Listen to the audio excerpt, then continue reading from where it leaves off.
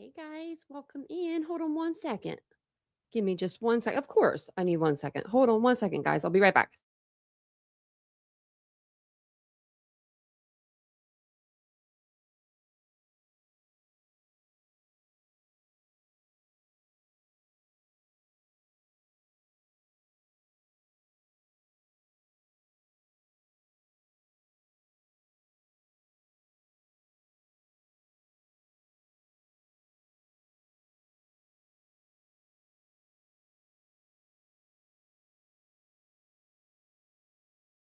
Okay, I'm back. Sorry about that.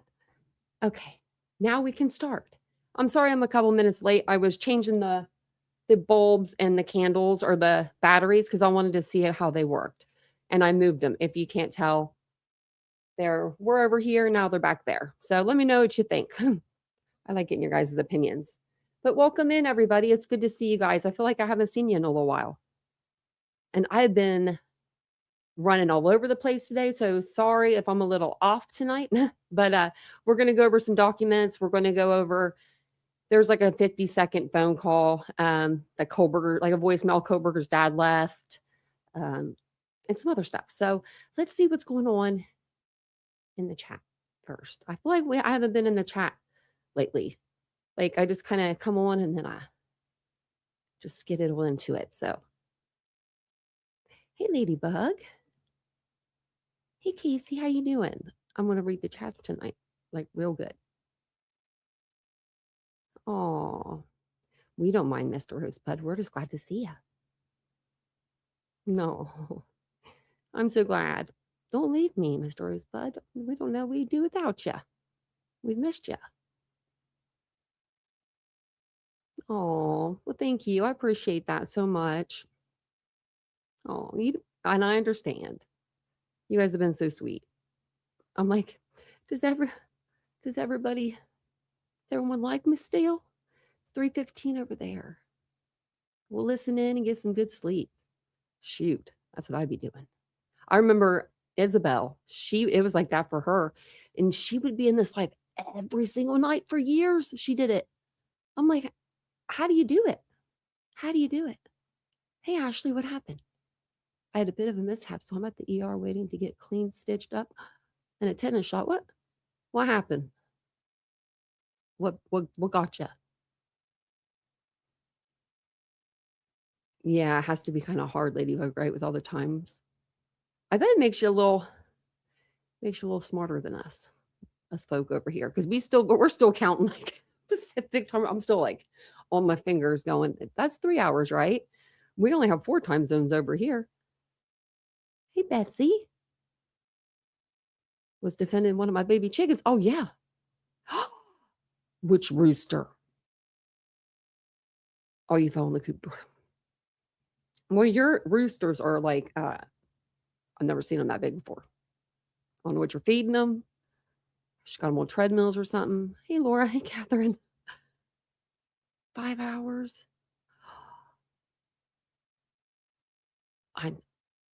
I know what it feels like when it won't, like a wound won't stop bleeding. I've had that happen before with a dog bite.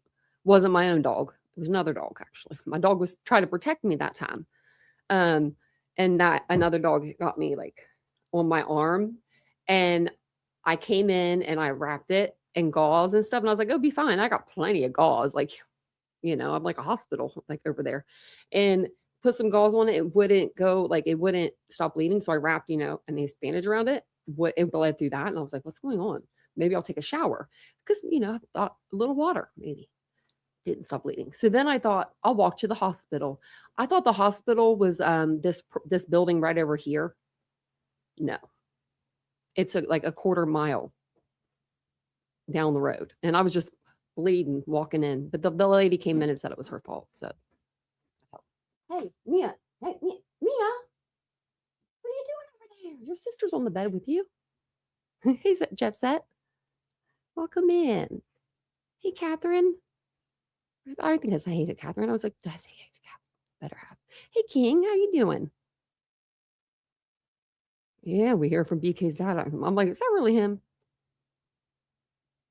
Dr. Decina said, oh my God, what did you do? Say it was the rooster. show him a picture. Just show him a picture. And then you probably don't even have to say anything else. He'll probably like, enough said. So I do have all 25 pictures of Kohberger when he was arrested, when they took him in, stripped him down, took his pictures. So we have those. I mean, he's not like stripped down. He's in his orange suit most of the time, but they do have like a picture of like his legs, maybe a couple other pictures. I'm not sure. I went through them, but I went through them kind of quick. So we'll go through those together.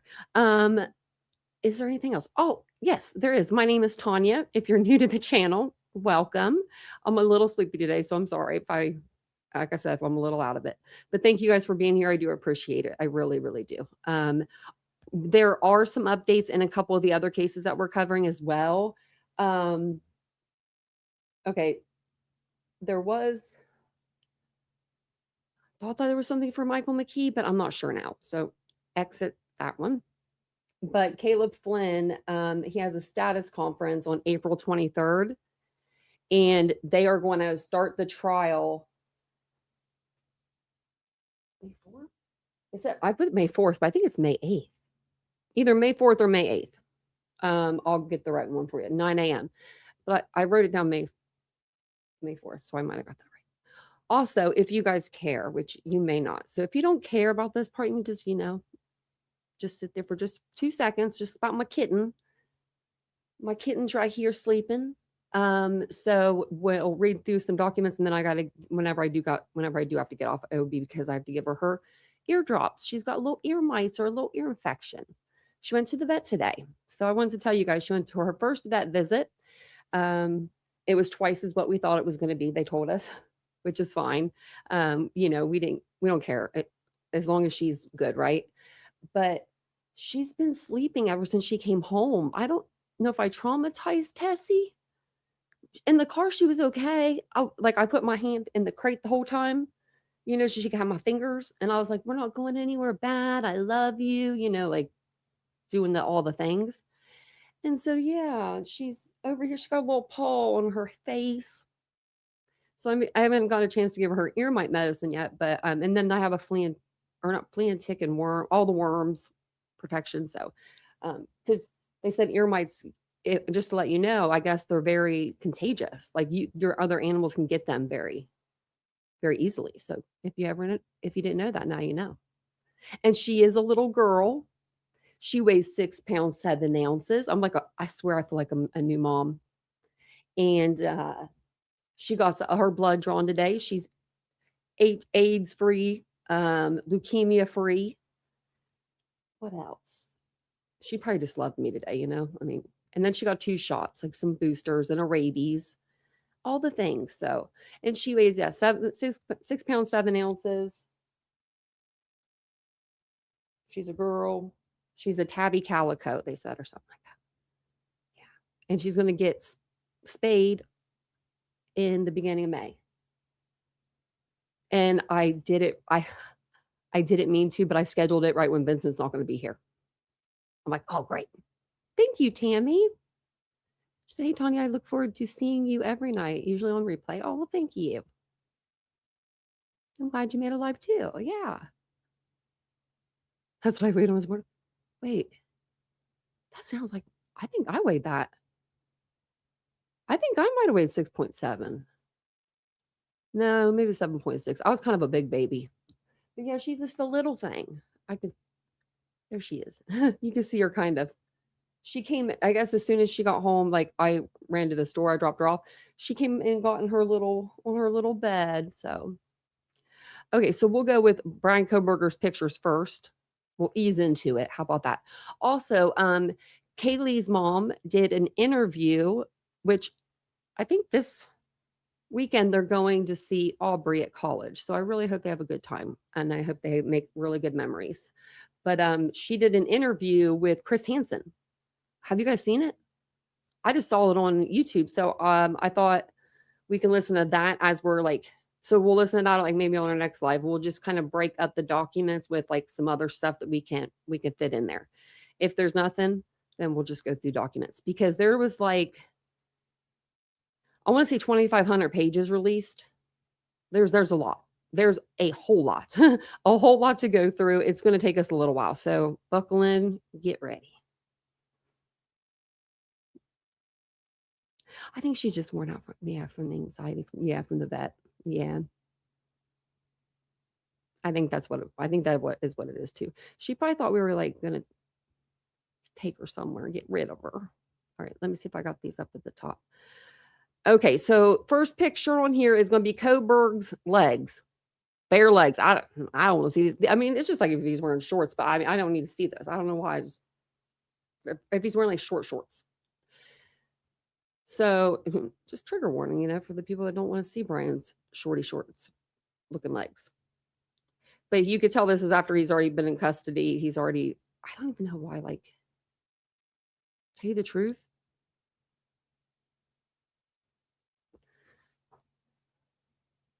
Actually, tell you the truth, I don't know why they're doing this now. Okay, so normally when you get arrested, you get arrested, you get put into like a holding cell. After you're in the holding cell, you get moved to general population. But before you get moved, or to segregation or whatever, before you get moved, though, normally you get a delousing, what they call like a delousing bath. Like it's to get the critters off of you if you have any critters, so like lice in your hair and stuff like that. So they'll get you nude for that. They'll watch you get nude for that. I mean, and give you a shower. So I don't know why they wouldn't just take the pictures then when he was like fresh coming in. I mean, unless they just, I don't know, unless they didn't want to take the pictures in Pennsylvania, because that's where he would have stopped first. But they didn't. Yeah, he did have on the clothes too. I'm trying to think of like in the photos of him, coming off the airplane, if he had on jail clothes or regular clothes. I think jail clothes at that point. So that's probably why. I'm just over here analyzing this first picture. Look at the turlet beside him. Imagine having to sit on that thing. Imagine how cold. So we've got a picture of his arm, picture of his other arm. And I wonder if he did have that surgery, right? To like, people were saying that maybe he had that surgery to get rid of the excess like skin. But wouldn't there be like a scar somewhere? Or I would think there would be a scar. I just don't know where it would be unless it'd be, I don't know if they put under your underarm so that way you wouldn't see it, like as well. But there's like a bruise or something healing on his arm here, which this would have been 6 weeks later. But I don't know if someone got you pretty good, maybe like pinched you. That looks almost like a pinch.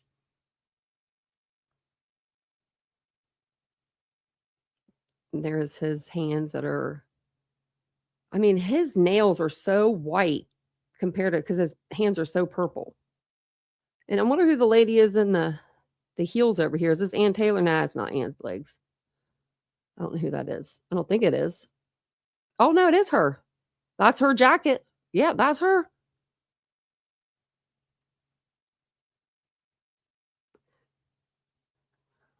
Top half doesn't really match the bottom half. Okay, so there's his other arm. I don't know. If you guys see anything, let me know, and I'll like, pause it. Oh, no, he was wearing, he was wearing nothing. He was wearing nothing in that one, I think. Or they just took him down to his underwear.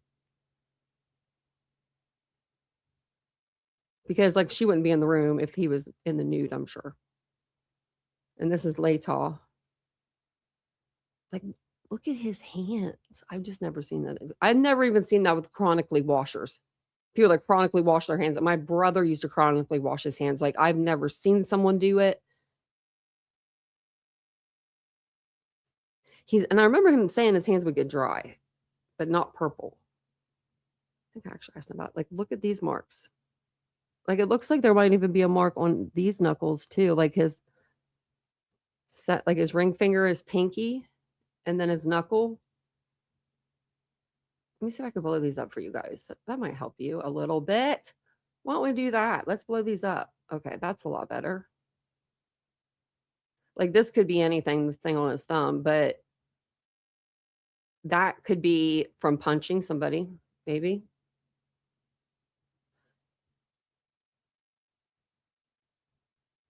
I mean, it looks like it's on his knuckles too. But you can't tell what's bruising and what's just purpleness. Maybe that's what he was going for. Well, his knuckles were this, I mean, his hands were that color actually when he graduated from DeSales, so they've always been that color. So it's, I mean, maybe he's a chronic washer and it's the soap he's using is like, I don't know, some sort of like drying soap. It could be. I mean, if he was using like charcoal kind of like soap, like, cause looking in between his fingers even looks dry. Like he looks like, yeah, this dude's been washing a lot. And you'd think he would have kept his nails trimmed a little bit more because you never know if he like had DNA in them. I don't know how fast guys' nails grow out. Like how many times in 6 weeks you'd have to cut them, but I would have kept cutting them if I was him. I don't know what they're like trying to show right here because they've taken the same picture.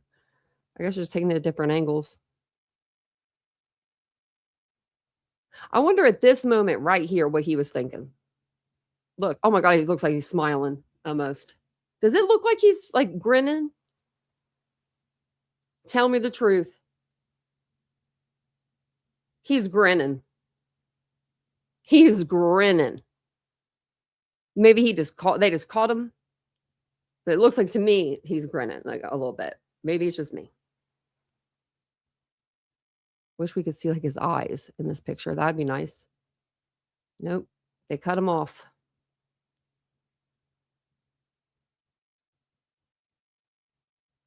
I think that's the machine that like sees if you have anything on you.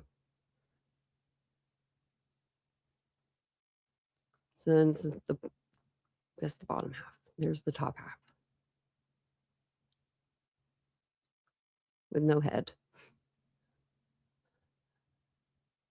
His eyes are dark as shit. He hadn't slept. He hadn't slept in a while. I mean, like,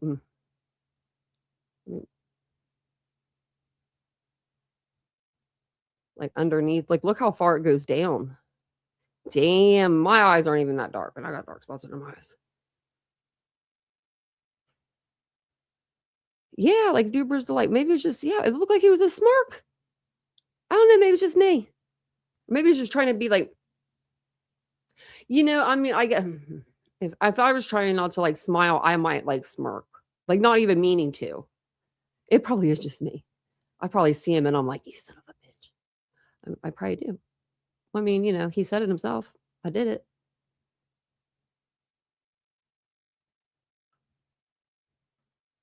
Why didn't you just stay in the Poconos, dude? Why does he look so different in between that picture and that picture? Hold on. Where's the picture? Oh, because we can't see his hair.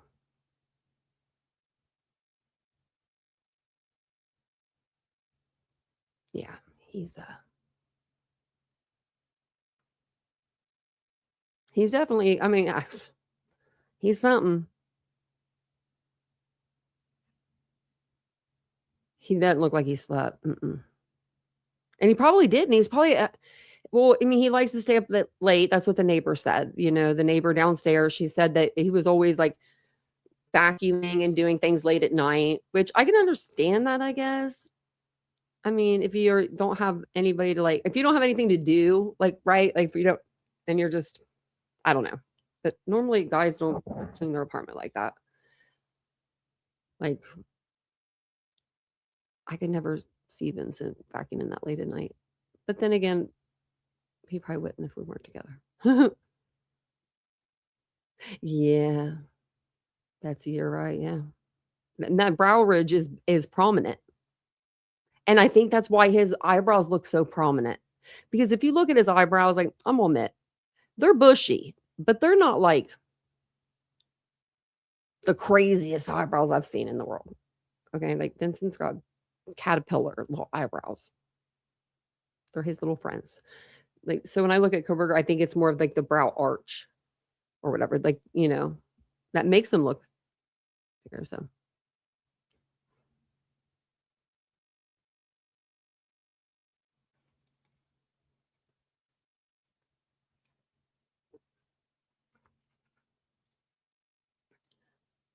she was never seen on the floor in the hallway that I know of. She was always inside of her bedroom. It was reported that maybe she was like on the inside of her bedroom, like in the front door, like where the door is. And I think that that's what is like is making people confused. Right, Julian?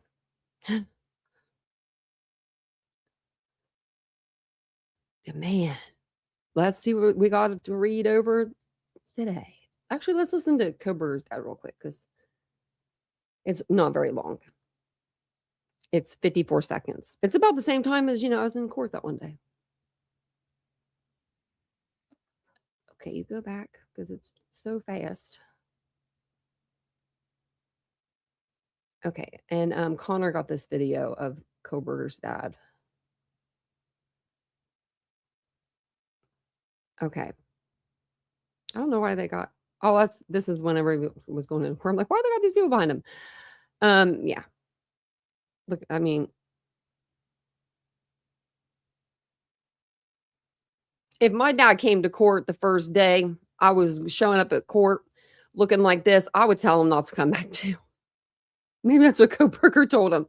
Maybe Brian was like, Dad, I'm cool. We don't need you in the courtroom. We don't need Mom neither. I mean, they were all dressed like they were going to a funeral, except for the dad. Like, I mean, I guess they should be, but they always say like don't wear black, like wear like blue. I don't know. Don't ask me. But they were all covered with like, remember the mask? Like ever since COVID, I feel like people think they just put a mask on and like get and then hide. No, you can't do that. Not around here. You can't. That's what I was said. No mask allowed unless you got a stuffy nose. Michael Kohberger. So I'll say, let me set this up for you a little bit here. He's going to basically, well, it says right here, he's basically calling after Brian Kohberger was arrested to check about his apartment, like what they're going to do with it. Now, Plunder did like a 20-minute video or something like that. And I thought there was going to be more to the conversation, like more to the voicemail, but there's not. This is all of it. It's just 54 seconds. So let's listen to it. After actually 53 seconds. And this was on January the 11th, he called. That's like a little bit. I mean, that's 2 weeks after your kid's arrested. What if they would have got rid of all of his stuff? Like, I mean, how long do they have to keep it for, technically? The apartment. If someone's arrested and they're a grown adult, I mean, I would say not very long. Michael Kohberger, in reference to Brian Kohberger, Brian Christopher Kohberger, Kohberger.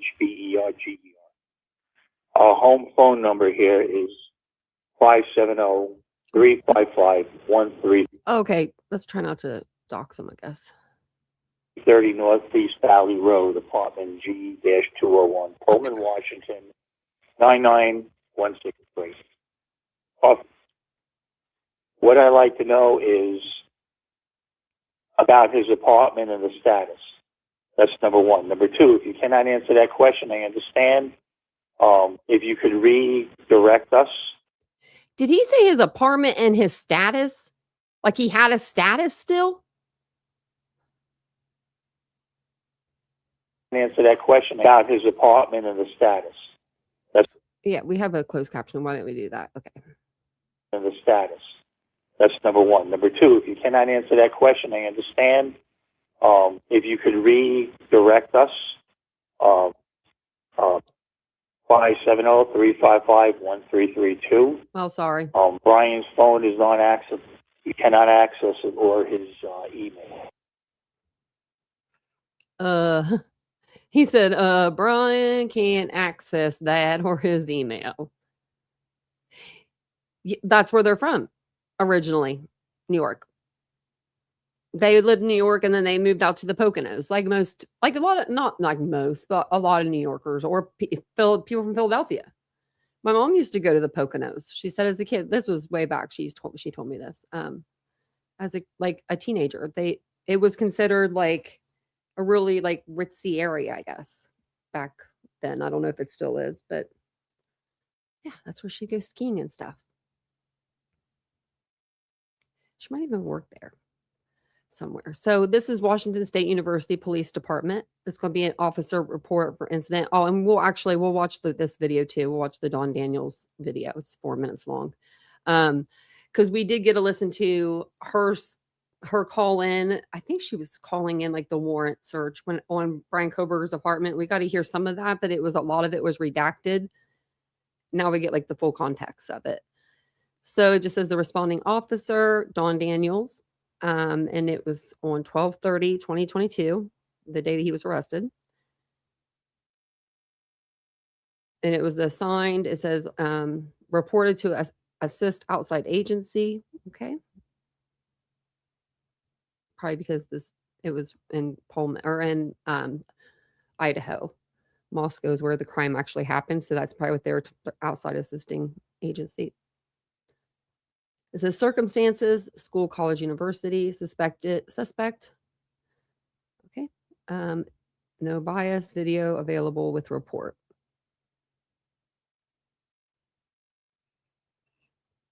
Just seeing if there's anything up there. Okay.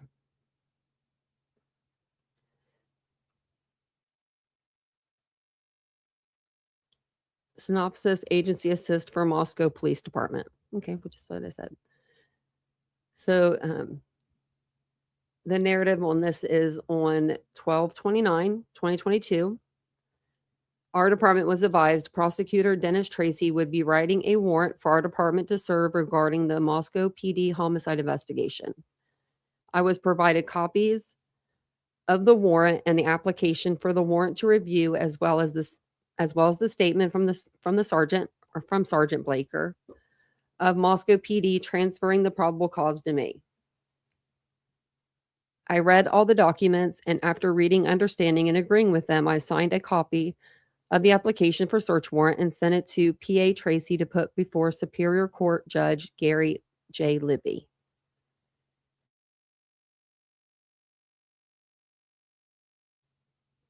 Sorry, I was having like a coughing spasm there. I didn't want to cough in your ear. Welcome in, guys. If I didn't see ya, welcome in.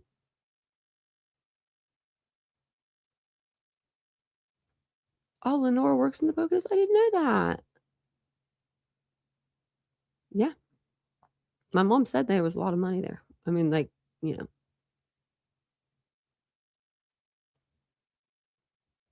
Okay. I'll go back to my reading. At approximately 21:28 hours, I was notified the warrants had been signed by Judge Libby for the residence of the suspect located at Steptoe Apartments, G201, and for the office located at Wilson Short Hall, room 12. At approximately 22:38 hours, I was advised by Sergeant Blaker the suspect, Brian Kohberger, had been taken into custody in Pennsylvania. I was advised there was a team coming from Idaho to sit on the two locations in Pullman, Washington until we served the search warrants. I was told the warrants would be served the next morning on 12/30/2022 at approximately 0700 hours. When the team from Idaho arrived for the office space, I let them into Wilson Short Hall where they would stay to watch the room. The two who I let into the hallway near the office were Detective Snell and Detective Lehman of the Idaho State Patrol. They advised a team was already set up near the apartment to watch the residents. On 12/30/2022 at approximately 0650 hours, WSU Police Sergeant Kelly Stewart, officers Joe Krishner and Dylan Tiedman Mueller, and I met in the Steptoe Apartments parking lot and waited for MPD to arrive. When they arrived, we briefed the officers on how we would make entry into the apartment and clear it. At approximately 0714 hours, I put us on emergency radio traffic and we proceeded to the landing outside the apartment door. After donning foot coverings and gloves, we turned on our body cameras and knocked and announced on the door of G021 or G201. After knocking and announcing 3 times, we keyed into the residence. We held at the door and did another announcement before entering the residence. And we saw that all on video camera. We cleared each room of the residence and we exited the residence, leaving the front door ajar. During our entry, the bedroom in the northwest corner was found to be locked, and we had to key into the room. I know based on my experience that WSU housing often secures any rooms in an apartment not being leased. In this apartment, there were 2 bedrooms and only 1 subject on the lease. It is for this reason I believe there was no one residing in the room and it had not been accessed by the resident of the apartment. I also observed the room appeared to have been vacuum cleaned and not occupied. I advised the crime scene techs of this after we exited the apartment. We also noticed while clearing the apartment, it was sparsely furnished and fairly empty of belongings, including no shower curtain in the bathroom, and the trash cans appeared empty. Well, now the shower curtain I think is weird. The empty trash cans, I don't. He was going out to Pennsylvania. I would empty my trash too. It'd be kind of dirty if you didn't, right? Yeah. After exiting the apartment, I stayed near the front door observing while the Idaho crime scene technicians took over documenting the building. When they were ready, I made entry with the team who did the video documentation of the residence. I read the search warrant out loud on my body camera, which was later downloaded to digital evidence. Once they were done filming, we stepped outside of the residence. We stepped outside so the residence could be photographed and documented. All crime scene logs, photographs, filming, and collection was done by the Idaho crime scene technicians. I remained on scene with them during this process, observing. At approximately 14:08 hours, the crime scene techs and I took a break. Everyone exited the residence, and Officer Aaron Lang was left guarding the front door. During the time we were gone, no one entered the residence. We resumed the search when we finished our break. While searching the apartment, we found a round padlock in the entryway closet, which I recognize as being used for storage facilities.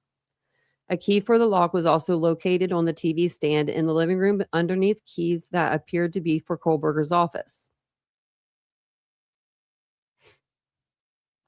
Well,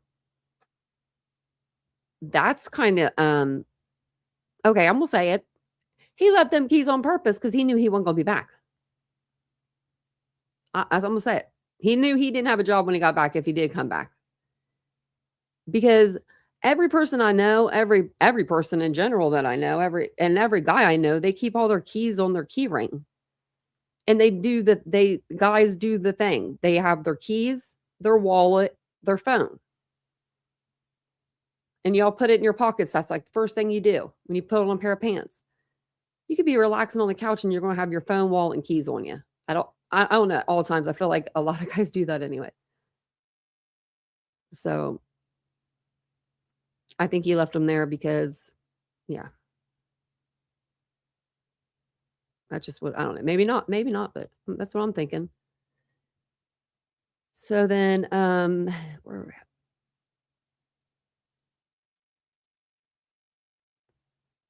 Kirshner contacted the apartment coordinator to see if residents of Steptoe apartments have storage closets assigned to them.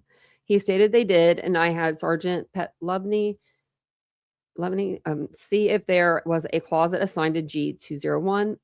They went to the building F where the closets were located and stated there was a closet for G201 and the door to the closet was ajar. He stated the closet appeared to be empty. Based on this information, I contacted Judge Libby and applied to have the search warrant amended to include the storage closet to search for possible trace evidence and possible DNA evidence. The amendment was granted at approximately 16:30 hours. The amendment was done telephonically and was recorded on my body camera, which was later downloaded to digital evidence. I remember people had a big problem with that because they called. A lot of people do that now, I guess. When the search of the apartment was complete, we went to the storage closet where there were cobwebs going into the storage closet and the floor was dusty. It did not appear the closet had been used recently and nothing was seized or collected from the closet. I left a copy of the amended warrant for the residence and the storage closet along with a log of items seized from the apartment on the couch. A photograph of this was taken and later downloaded to digital evidence. At approximately 1932 hours, we exited the apartment, secured the residence, and cleared the scene. I transported all the items seized to WSU Police Department, where it was stored in evidence locker 35. All the items remained stored in locker 35 until they were transferred to Idaho State Police. After a short break at the station, we proceeded to Wilson Short, room 12. They be taking a lot of breaks. I knocked and announced outside the door several times. I then keyed into the room and made sure there was no one inside. The warrant was read and it was documented. The room appeared to be fairly empty except for items on one desk, which was labeled as belonging to one of the office mates. The desk designated as Kohberger's by a drawing of the room on whiteboard, above the desk was empty. When we were finished documenting the room, I secured the door we cleared. Nothing was seized from the office. I later realized I did not leave a copy of what samples were collected from the apartment with the warrant and log of items seized. I later returned to the apartment and attempted to slide an amended log under the door, but the door was sealed too tight to allow the envelope to pass through. I also advised the PA of this issue. On 12/31/2022, I prepared the return of service of search for both the office and the residence. The returns were provided to PA Tracy, who will present them to Judge Libby on 1/3/2023. An order to seal all the documents was also presented to Judge Libby and was granted. Okay, so we can listen to this. Maybe if I can get us over here. Okay. So this is going to be Don Daniels' testimony. So this is when they were, I don't know if you guys remember the video, or not, I'm sure you guys do, of the search warrant on Brian Kohberger's house or apartment. It was like three officers went up. Dawn did a lot of the talking, and she was speaking like in like her body camera, you could tell, or something like. And she had like called the judge. I remember like her getting the amended report, or warrant, so that they could search the storage locker as well as Brian Kohberger's apartment. Now there was 2 bedrooms in his apartment. They do that. I think a lot of those apartments do have 2 bedrooms in them, and then they just block off 1 bedroom, so they'll just lock it up, which to me is really weird. I don't know. That's just weird to me, but that's what they do. So this is only like 4 minutes. We'll listen to what they have to say. Assistant Chief Don Daniels, and I do have a recorder going. All right. Let's just state for the record, it is now 4:00. I'm going to pause it really quick, because before we heard like her talking, but we never heard like the judge or whatever. I don't think we even heard. I don't know if we heard her talking or not. I think we did. I knew we heard her talking on like the body camera, but I don't know if we heard the actual conversation with the judge. We didn't hear his side, like the judge talking. 9 p.m. on December 30, 2022. This is Whitman County Superior Court Judge Gary Libby on the record. Would you please identify yourselves, and I'll place you under oath if whoever's going to testify about this. It's Assistant Chief Don Daniels with WSU Police Department. Okay. Would you please state and spell your name for the record? It's Don, D-A-W-N, Daniels, D-A-N-I-E-L-S. And officer, would you please raise your right hand? Do you swear or affirm the following testimony will be true? Yes, I do. All right, please proceed. Okay. On 123022, while serving a search warrant, number SW12292022A for Steptoe Apartment G201, we found a padlock round in shape in the living room closet. Based on my training experience, I recognize the padlock to be the shape of locks typically used on storage units. The lock is round in shape, and the design limits the ability for somebody to cut the lock off. A key matching the lock was also found in the living room in the TV stand next to the keys, which appear to be for the Wilson Short office, which we also have a search warrant for. I had Officer Kirshner contact the apartment coordinator, who confirmed there are storage closets available to residents located in some of the buildings or excuse me, they're located in the same buildings as the laundry areas. Sergeant Petlevny went to the area and confirmed there's a storage closet with the address G201 written in black marker on the wood door. The storage closet is located in building F, as in Frank, of Steptoe Apartments. The storage door is not locked and the door is slightly ajar. I believe the storage unit or closet was likely used by Kohberger to store the items and likely accessed between the time of the murders and his travel to Pennsylvania, where he was later arrested. It is also believed the storage closet could contain or contains certain trace evidence listed in number 1 and number 5 of evidence to be seized in the above named search warrant. I can read those to you. Number 1 is blood or other bodily fluid or human tissue or skin cells or items with blood or other bodily or human tissue or skin cells on the items. Number 5, trace evidence including DNA from blood or skin cells or other source footprints, fingerprints, hair, whether human or animal or dog.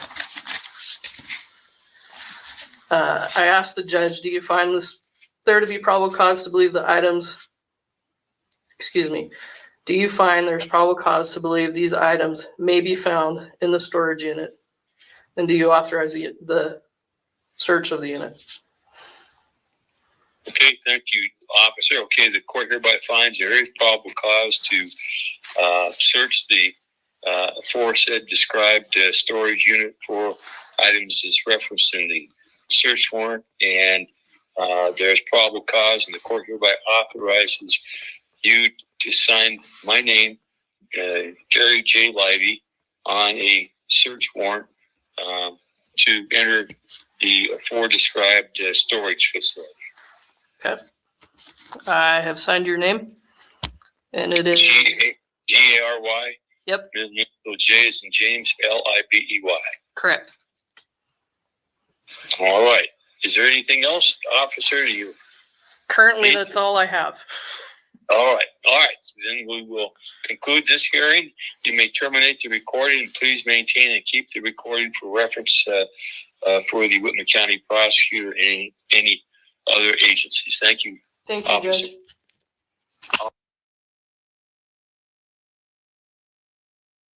Well, that was quick. Okay. We can exit out of this. And then I'm probably small. I'm small on the screen. I'll put up the rest of the document back up. If you guys don't mind, will you take a second and just hit the like button for me? It really helps the channel. And yeah, I try not to bother you guys too many times a night with it. So if you could hit the like, that'd be fantastic. And we will gift out some memberships. Let me make sure I'm on the right screen so that I can do that. Okay. So yeah, we'll do that here very shortly. Don't want anybody let me forget. Okay, so let's get back to reading because that's the funnest part, you know. You guys like my sarcasm? Okay. So this is just the next, and it's the supplement next in the list. Washington State University is the supplemental narrative. It says on 1/10/2023. This is what I found this pretty interesting. At approximately 11:20 hours, I met with the defense attorney and 3 others from her team for Kohberger at this residence. They showed me a piece of paper signed by Kohberger granting permission to enter his apartment, to remove the WSU office keys that had been seen sitting on the TV stand during the warrant service. I say, what do you want out of that office? At approximately 11:25 hours, I unlocked the door and provided them entry into the apartment. They went to the TV stand and provided me the 2 keys I had recognized as belonging to WSU. The key numbers were U124 and Z261. I later confirmed these keys accessed the office, room 12 in Wilson Short Hall, and other spaces in the Criminal Justice Department of Wilson Short Hall. While at the apartment, I explained to the attorney I'd forgotten to include the 3 samples taken from the apartment and provided her a copy of the return of search. She took the return of search and took the copy of the amended warrant and an item seized log from the couch. Members of her team took photographs of the apartment and removed a receipt from a cupboard in the bathroom. I believe this is what gets me. It got me when I first read it. It gets me every time I read it. Because in my humblest opinions, the defense attorney shouldn't have been going in there taking shit out. I mean, this is an active investigation, lady. That's what I would say. Like, I mean, really. I need to ask that about that. That does not even sound like that's legal to me. Like, I still don't need, I need to ask somebody about that. We need a lawyer. We need a lawyer in the building. Crazy. So, like, they didn't even say, like, we have a warrant for this, or like, it's just weird. I believe they may have taken some other paperwork items from the living room.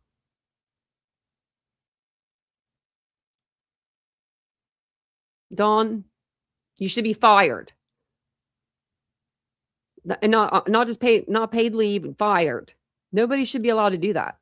I remained outside the door during this time. Why are you outside the door? Like, remember OJ's lawyer, the Kardashian guy, Robert Kardashian? Remember, wasn't he the one that took the evidence out of the house, out of Simpson's house, and he carried it out in a Louis Vuitton bag, and nobody was none the wiser? This is exactly why we do not let people do that. I wonder if I can find that clip of him carrying that bag, because it's on a clip. Like, there was TV people there watching him. Maybe it was like a suit bag he took out or something. But I know I think it was like Louis Vuitton or something. It was an expensive brand. I remember them just saying it was an expensive brand. But this is exactly the same thing, in my opinion. Like, I just don't get it. While at the apartment, I explained to the attorney. Oh wait, she already said that. Okay. At 11:41 hours, we all exited the apartment, and I had secured the door. Yeah, because you already gave them everything because you were outside. I cleared the residence. Why? Why'd you have to clear it? You knew who was in there. Later in the day, I took the 2 keys to the criminal justice department and turned the keys over to the chair of the department, Melanie Angela, whatever her last name is. Okay. That was dated on January 13th.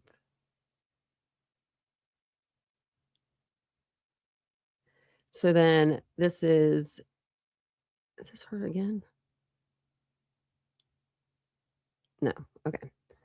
So I think this is someone else. So on 1/19 at approximately 15 hours, I was asked to meet with Brian Kohberger's defense team, which consisted of Ann C. Taylor, Michael P. McCarthy. Who the hell's that? And Jennifer Jenquin. Who's that? Never heard of those. For assistance gaining access to Kohberger's residence.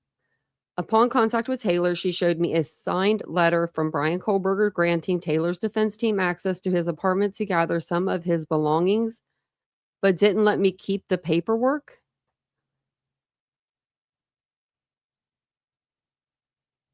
She's giving me a headache. No lie, I'm gonna grab an Advil. I'm like, oh my gosh. I'm like, are you kidding me? I'm not even gonna mute myself. I'm just gonna go right here to the bathroom. They should be right here where I put them.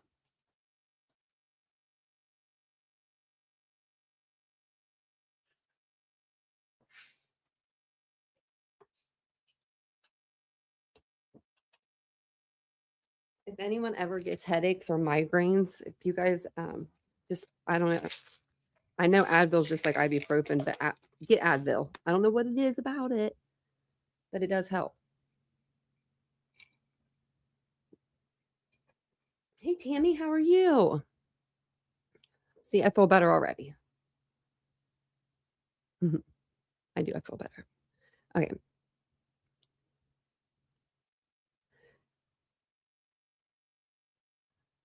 Okay, so she showed him the signed letter granting access to his apartment. Like, who the hell is Brian? I mean, I guess he did it. I was gonna say, who does he think he is? But, you know. Didn't let her keep the paperwork, Jillian. Thank you for the $2. I appreciate that. Yeah, didn't let her keep the paperwork. No paperwork. That's like buying a new car and not getting a receipt or something. I don't even know. That's just like, it's just wrong. I don't even know how to put that into words. Like, that's crazy. Hey, Toss Penny. Welcome in, everybody. We're reading some documents that came out. There's a slew. So you'll see us here for the next 5 years reading them. There's like 2,500 that's come out. But we're reading some of the warrants that were coming in and out and the reports that were being written for Brian Kohberger's apartment. And we knew a lot, but we didn't know this stuff. You know, there's some stuff in here we did not know. I mean, I can't believe the signed paper. Okay. Taylor stated they would email me a copy of the paperwork for my records. What? She didn't have a copy on her desk? And then she has the paper copy she had in her hand to give to them? Okay. And for $200 an hour, you should have had an extra copy.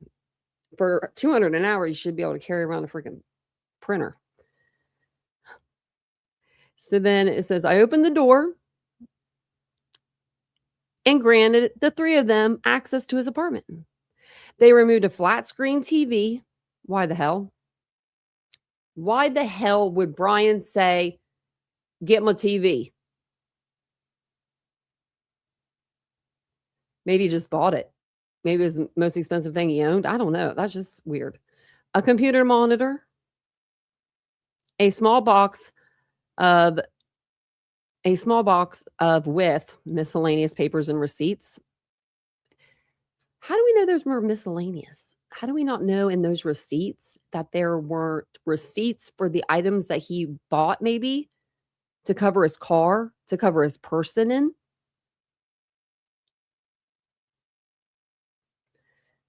They were in the apartment for approximately 10 minutes. That's all they needed. And advised I could lock the door after they left. The gall. They walk out. They're like, you can lock it up now. I secured Kohberger's apartment by locking the deadbolt. And she did it too. She said, okay. She should have said, is there anything else you don't, are you sure? Did you get all the hair out of the drains? Did you get everything? You know. Before leaving, I provided Taylor with my business card and asked that she send the paperwork they showed me for access to Kohberger's apartment. Taylor told me she would. As of 1/24/23, I hadn't received any emails from Taylor or her team. Wonder if they ever did. I wonder if she ever sent that over. I feel like I need to mark this page down. Okay, page 7. I feel like we can figure that out. Even if it's just with a FOIA request.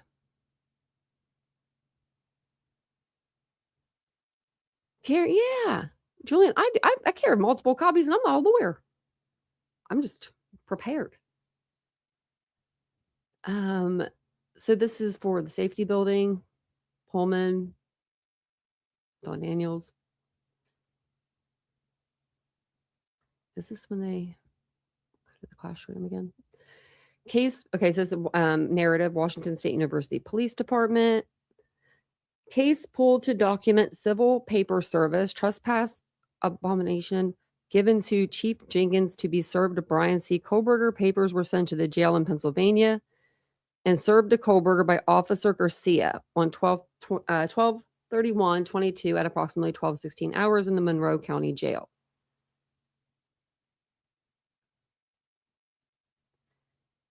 What? Why would he get this?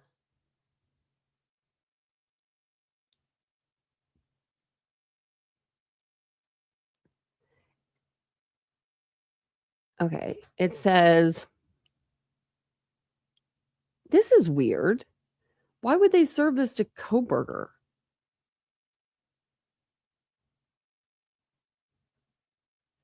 It was given to Chief Jenkins to be served to Brian Christopher. It says so it's like a trespass notice. It's an official warning from a property owner, agent, or law enforcement instructing an individual to leave and not return to a specific property. Well, he's in custody. I'm really, that one I don't know. That one is a little weird. So I don't know why they even, his driver's license, I don't know why they even redacted that, but that's okay. Brian, I mean, you know, they didn't do his phone number or anything. Brian Kohberger, Officer Garcia, this is the one that was served. Washington State University Police Service Worksheet.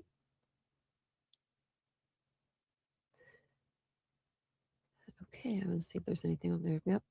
Just says served, paper served at jail and signed, paper sent back to Chief Jenkins. I get, oh, it's for WSU. If he comes back on their property, I guess.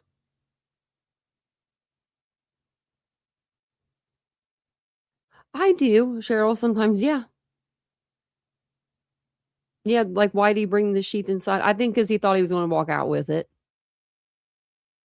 I don't think well, you know, I think he thought, yeah, I think he thought that he was going to walk out with it. I don't think he thought it was going to. I think when he walked in that bedroom, he didn't expect to see two people in that bed. And he might not even noticed, maybe, Kaylee, until he was like right up on Maddie. Like he might have been like just, you know, having that tunnel vision. And I think something like, yeah, something happened in that room that made him, I think he took the knife out of the sheath and laid the sheath down. Just not even thinking. So, oh, here it is. So it's going to tell us right here. This is to inform you that you have been trespassed from all areas of Washington State University campuses. Man. Isn't this something, you know? You work your whole life, pretty much. You got to do pretty good in college, at least, to get to Washington State. And, you know, this is what you do with your time. Trespass means that your privilege to be on or in the areas listed above have been revoked or denied. So that's pretty much all that says.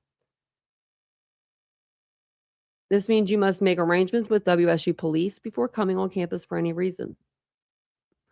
What if you have to drive through there? I mean, I don't know. Maybe you can get around it. I acknowledge I've read the foregoing trespass. So Brian Kohberger, you know, he signed it. Signature of person served. Look, he didn't even sign his last name. What is this? Remember we were going through his signatures before? That one's the worst. I'm effed right here because he didn't even put his last name. He didn't even know.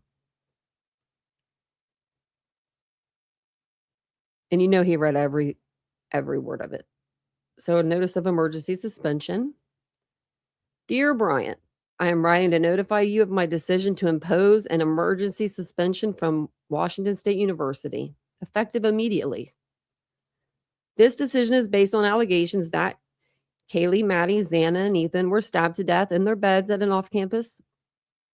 their off-campus home on King Road in Moscow, Idaho on November 13th, 2022.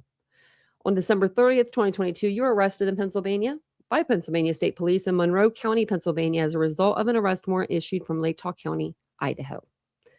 You thought if you went across the country, you could get away. You were charged with 4 counts of first-degree murder and 1 count of felony burglary connected to the deaths of Gonzalez, Mogan, Kernodle, and Chapin. You were arraigned Friday morning in Monroe County, Pennsylvania, and are now awaiting extradition to Idaho without bond. You're being held on a warrant for first-degree murder. 4 of them. And then this just says abuse of others or disruption or interference with the university community. Physical threats, physical abuse. Don't be doing that. Intimidation. It says, oh, wait, okay, so this is what they're saying. Okay, abuse of others. Okay. So abuse of others or disruption or interference with the university community is defined as 1, physical abuse, threats, intimidation, and or conduct that threatens, endangers, harms, or undermines the health, safety, or welfare of the university, community, or any person. Well, that was happening a lot on Washington State University campuses to a lot of people, but not Brian Kohberger. Conduct that disrupts the university community or prevents any member of the university community from completing their duties. Okay, where was this at? Months prior. Conduct that interferes with or disrupts the university's mission, operations, or activities. If true, the allegations listed above violate this standard because your conduct undermined the health, safety, and welfare of members of the university community. If you would have put that in place when it should have been in place, we wouldn't have 4 dead students right now. Because he was doing that. He was doing all the freaking things at the college. It's not just at the college. It's at his high school. It's at the trade school. It's at every school the guy has been to. He has had a problem with women. It is insanity. I'm sorry, but he has. And someone tell me different. Well, those girls probably just said that from 4 different schools. All those, no. Let's be smart. Let's be smart while commenting after this live too. While the reported behavior occurred in Moscow, the standards of conduct can apply to off-campus incidents when the behavior causes physical, mental, or emotional harm to others. Yeah, I think that did. Okay. In addition to determining that your alleged behavior constitutes a violation of the standards of conduct, I have determined that the nature and severity of your alleged conduct presents an immediate danger to the health, safety, or welfare of the university community or the public at large. I wonder if this could help the families. You know what I mean? Like this old document could help the families now in their legal pursuits of WSU.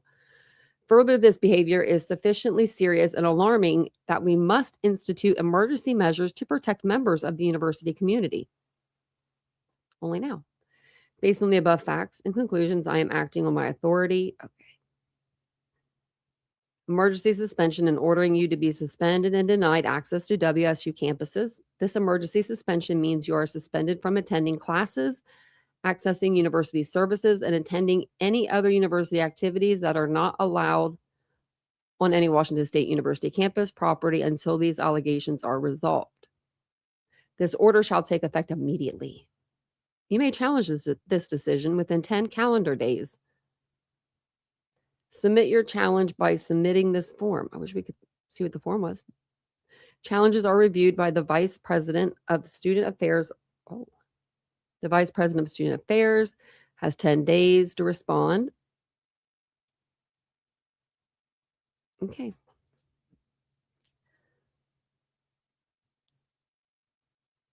Okay, that's all that really says. So, WSU Police released the following documents regarding Brian Kohberger.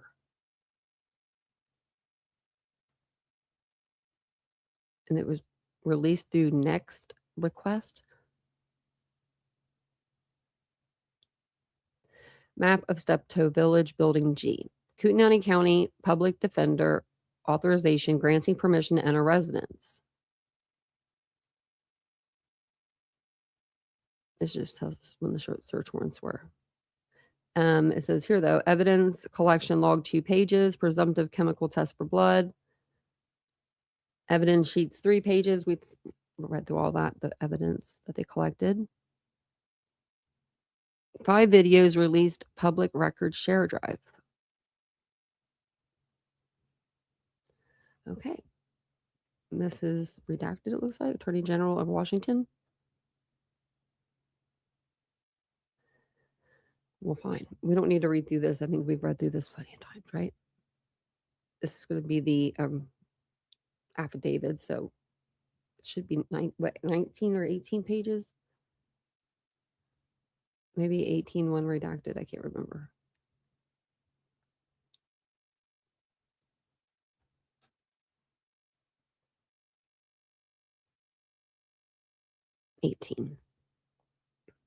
And then I'm not sure what we're looking at here. So let me. I don't know why this was in there.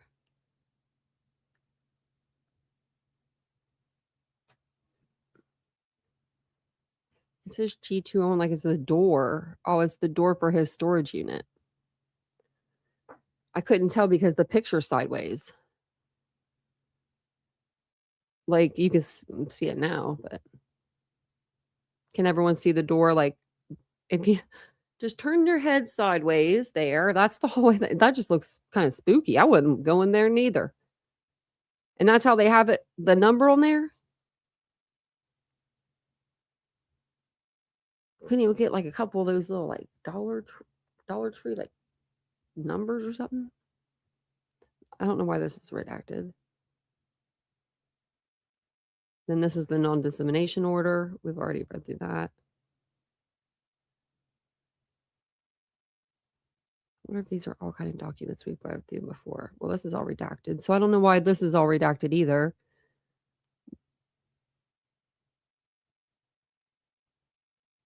Okay. Oh yeah, this was something that was kind of interesting.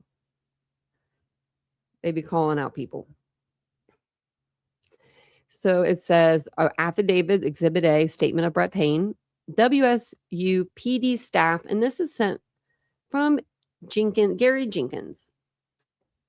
And it was Thursday, January 5th.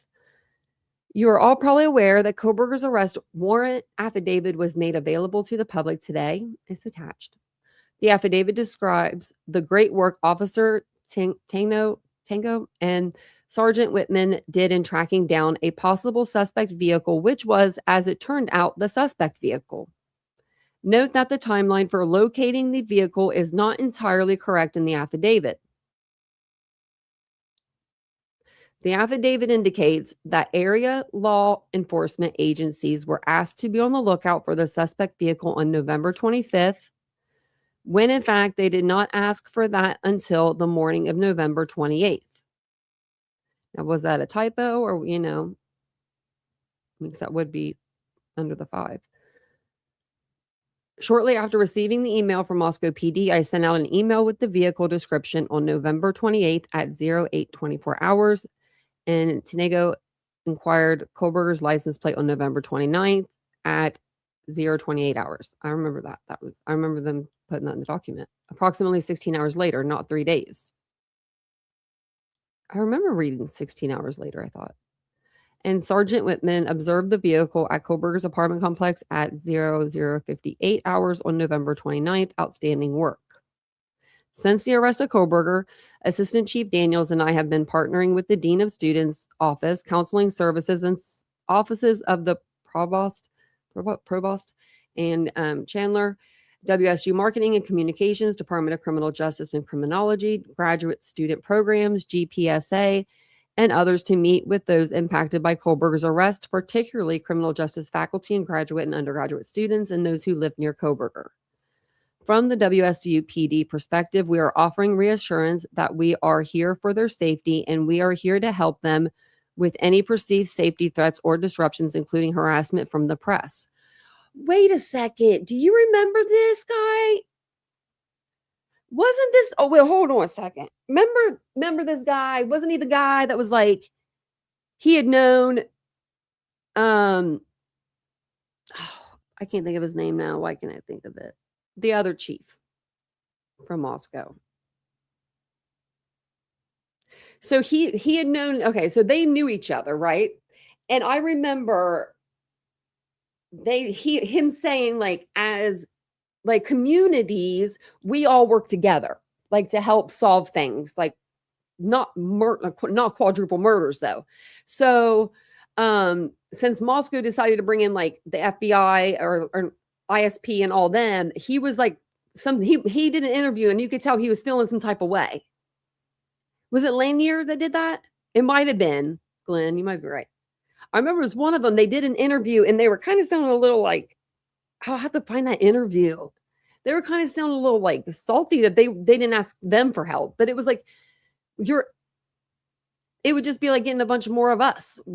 They needed people that were like, that could, go in and do 3D scans of a crime scene and do those kind of things and do runs and timed runs and all of that. So I just remember that. Okay. So as we move from 2022 to 2023, I ask that you all reflect back on this past year and remember the difficult times this department has endured, and then look at where we are now. You have all proven to be resilient and committed to your profession, to WSU, and to WSU PD. We should now all look to embrace opportunities that reframe how others view WSU PD. The difficulties in the past will not define us. It is great work of Tenego and Whitman that puts WSU PD in a favorable light on a national stage. It is the professional and disciplined work of the members of the original SWAT team who did what needed to be done to save lives. It is Lang, Luinez, Daniels, and Tidman Moeller saving lives with CPR. It's to all of you who do your jobs every day with professionalism and competence. And it's even those who dance with the Crimson Girls in front of a full football stadium. These are what now defines WSU PD. What? Well, I've danced with the Crimson Girls. I don't even want to know. What is this? But we are on our but we are well on the path towards our real potential. That's not good to say to officers. Thanks, Cheryl. Hit the like button for me. Yeah. But like, you better not say that to me. Oh, look, another affidavit. So we go down 18 pages. Why'd they put 2 in here? I don't know. Felt like it. But that's good, though, because we got a lot of pages to go through. So.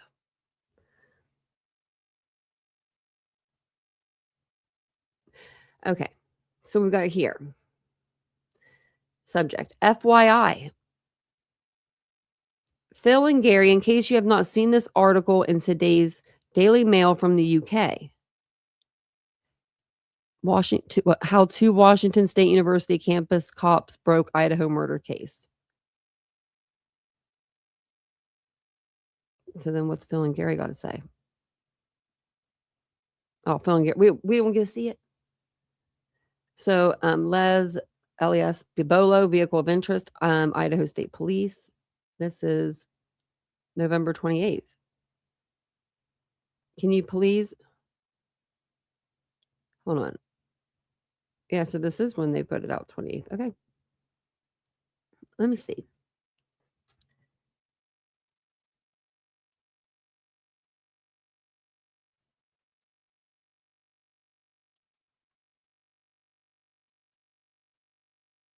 Maybe it'll like pop up. Oh, it said November 28th. Hold on.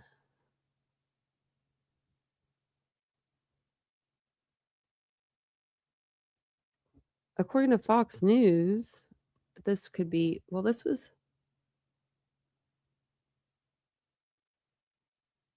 today. So never mind, that's not going to work. Now it's going to be all confused, you know? But it says on here November 28th, but I think that they're getting it from Fox News. Okay, never mind. Because I can't remember that date. Like the date that the cops saw the car, it was either like, it was around the 27th through the 29th or something like that. Like 20, it was even before that. I'm sorry, I didn't mean to hit that. I thought it was like, it was earlier than the 28th. It had to have been like the 26th, but this does say the 28th. But on here, it says sent. So it was sent on this date. Obviously, it was sent. I mean, you can't really change that. So it says, can you please forward the BOLO attached to this email to your... Okay, so we're going to take it as the 28th because, I mean, obviously this is sent. So up here where he was talking about, you know, we did this, they didn't do this, they didn't even tell us, you know, all that stuff. Oh, I got really bad. I gotta stand up. I got like a Charlie horse in the back of my leg. Ever get those? Like, oh, it's like really, really bad. Okay. It's probably from me like working out so hard today. I'm so sorry. I really I did it too much today. So it says, can you please forward the BOLO attached to this email to your sworn officers? Please stress this is law enforcement sensitive. We are asking anyone who finds a vehicle matching this to only run it with their MDC or to call dispatch. Please do not broadcast this over the air. We have nothing to positively tie this vehicle to the crime, but it very much of interest to our investigation. If you have any questions, feel free to contact me, and there's the number. Thank you for your willingness to help. Sent to a lot of people. I wanted to update everyone on the current progress of the investigation. We know everyone is chomping at the bit to get in and help, and rightly so.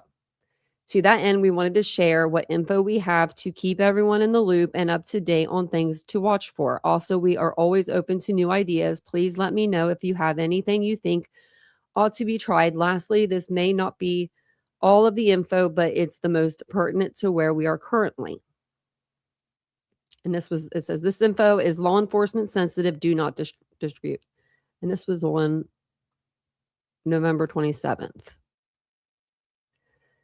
So it says this email is only going out to MPD, Pullman PD, and WSU PD. The attached flyer is extremely sensitive and must not be shared outside of your agency. The vehicle in the flyer is of interest to MPD investigations. However, you must understand you are ordered not to stop, detain, or contact the driver unless it is a life or death emergency. If you observe a similar vehicle to the one on the flyer, please gather the license plate number as discreetly as possible and communicate that information via phone, MDC, email only. Call the ISP number on the flyer to report these vehicles in the order to keep the flow of information consistent. Do not air any of this information over the radio. Please contact me or Sergeant Darren Gilbertson, ISP, with questions. Okay, and this is since the initial phases of this investigation, we have learned the following. All the residents returned home by approximately 0200 on 11/13/2022. At approximately 0330, a vehicle of interest, the one in the BOLO, arrives in the area via Steiner to Lauder to Taylor and begins to drive laps around the victim's home.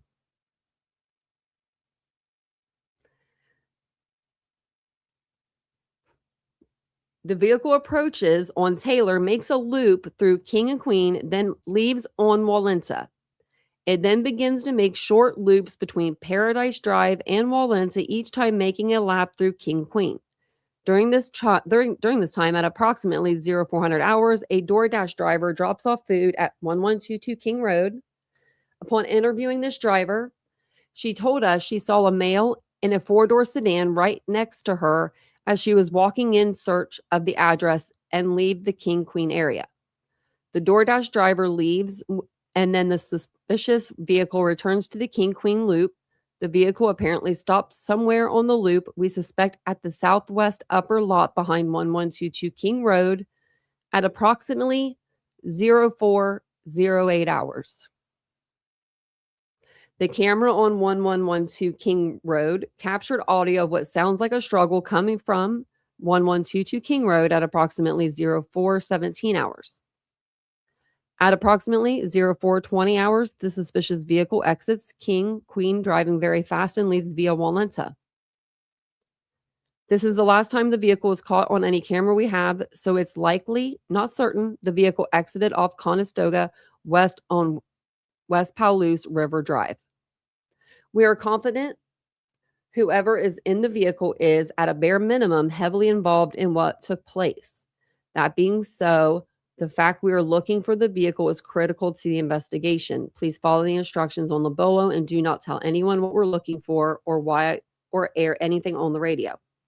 In addition, we are awaiting numerous lab results, which could provide crucial results. We have heavily vetted each of the people directly linked to the victims and are now actively sifting through thousands of leads, gigs worth of data, and hundreds of interviews. Numerous search warrants have been served, to include 2 on an apartment at 500 Queen Road. Please keep an eye out for the vehicle in the BOLO, especially as students return. We are fairly certain of the vehicle we are looking for per the FBI specialist who do such things. No plate info is known as of right now. Please let us know if you have any questions or suggestions. Stay safe and happy hunting. Pain. And this must be the BOLO. Yeah, this is the BOLO. Law enforcement sensitive, vehicle of interest. And then up here, white, 2011 to 2013. Hyundai Elantra four-door, unknown plate. If a vehicle matching the description is located, obtain the plate only.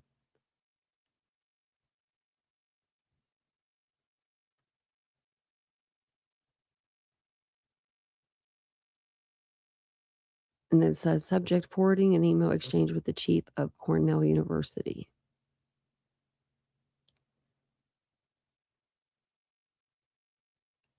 Chief Bellamy, thank you for taking the time to send an email. I appreciate your accolades. I am very proud of my staff. I know that in some campus law circles, campus law enforcement does not receive the recognition it deserves. I hope this will serve to advance all campus law enforcement throughout the U.S. Thanks again. This Gary Jenkins, like he flew with this. He was like, okay, you might have saw the car, you might have got it, you might have saw it that night. So yeah, we're going to make sure everyone knows. And this was a great job with great job by the Washington State University campus police officers. You have done our campus law enforcement industry proud. I'm not surprised, but appreciative of the dedication by your campus law enforcement. And then he said, that's when he said back, like, thanks, you know. And then got the Daily Mail article, another Daily Mail.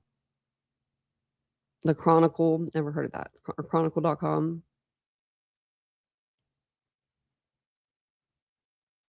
Why would that even matter? What does it say? ACLE? I don't know. I don't know what that is. It's just redacted, I guess. I want to do the email before the email before, I guess this is it. So it says, hi there. I hope this email finds you well and that the 2023 is off to a good start. This is from Laura Dimon, abc.com, to WSU Police. Yeah. We're working on the Idaho murder story, and I was hoping to get the body and dash cam from this stop. October 14th, 2022. Let me know. Thanks so much in advance. The news are coming. Okay, so then we've got this from Dustin Blaker, November 28th. Can you please forward the BOLO attached to this email to your sworn officers? Okay, we already read this. That was the same thing. We read that. We read that. Okay, we already read that. This is just what we read a second ago. That's kind of weird that they put that in there twice. Look at that. They're putting this all in there twice. Okay, so now we've got from Justin Garcia. Here is the signed copy. And now it says, this is Friday, December 30th. And this is from Gary Jenkins at 11:10 p.m.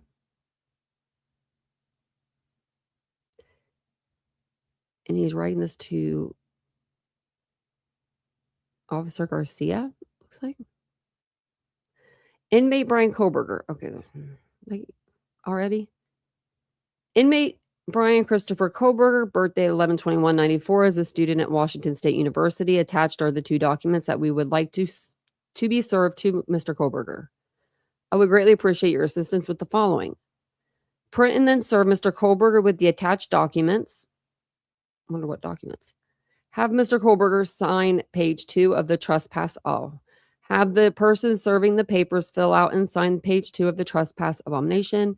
Scan copy of the trespass and return by mail or email. Oh, okay, that's just for that. Provide the name and ID number of the person serving the papers.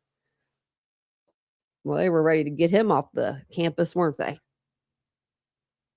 But they weren't at the same time. You know, like it's kind of funny how when Kohberger was a teacher there and he's following women to their cars and he's making them uncomfortable. He's standing over their desk as they're working, breathing over their shoulder, blocking the doors as they're leaving. They didn't want their ass on a silver platter if they got rid of Kohberger, because they in their mind didn't know what to do to get rid of him, even though he had like 13 different write-ups about him. Like, I mean, he had so many. Any job you have, you get 3 chances, buddy. Maybe you get that first morning, but after that, you're done. You're gone. I don't understand why he was even there, because I think they were trying to save their own ass. They didn't know what to do. They're like, oh, we're just going to give him a degree and a doctorate and send him on his way. Oh, I bet he does this to women, this crazy shit to women. Like, people are even saying that, teachers. So, but now that he's, alleged at that point, alleged killer, you want him off the campus. You want to save the students. Where were you? You weren't saving any students when he was following girls to their car. You weren't saving any students when he was breathing over their shoulder as they're trying to top. I would have been like, get away from me. I mean, I swear, you breathe on me one time on my neck like that, and you're not wanted. Even if you're wanted, still, no, don't be breathing on me like that. It's just, it's just crazy that they're like, yeah, get him off here now. Which this is the same thing we've already read over. This is the same thing. This is the emergency. They do put this in here twice. This is complete evidence checklist. Okay. Oh, well, it's redacted. Memorandum. I guess it's all going to be redacted. Why? Why are we redacting shit? That's what I want to know. If it's not somebody's like name or I don't know, what is this? Potential evidence checklist. Yeah, why can't we see that? I don't get that. Like, I mean, they made this whole page black. They don't want us to see nothing. And then I don't know what this is, like this logo thing. Colleagues. This is from Jennifer Lee Hyatt. And she's sending this out to people at WSU. Colleagues, attached is a copy of the Outreach Resource Support Letter as we are sending out to students today from our Dean of Students office. Specifically from Dr. Heather's case, Assistant Dean of Students overseeing our care case management team. To be clear, this letter is sent out of 416 undergraduate students from the 3 fall 2022 classes. The subject was a TA, 49 are global students, plus 35 CJ cohort graduate students, plus 17 step-toe housing group, plus CJ student worker equals 469. I wonder how many of them students he pissed off. There are several international students in this group of 469 students. We are reaching out to international office to connect with them as well. We are reaching out to ITS to share the section pertaining to their area for support. There are a few -10 from a campus other than Pullman and Global. Their letters will be tailored to their campus resources as applicable. Nathan and Phil have both reviewed and approved the content of this letter. Okay. This letter, this is a mail merge letter via email using our Mixent program. Okay, it'll look better for the student. Okay, I guess it'll look like the email will. If you would like a Word version of this letter, I'm happy to share as requested.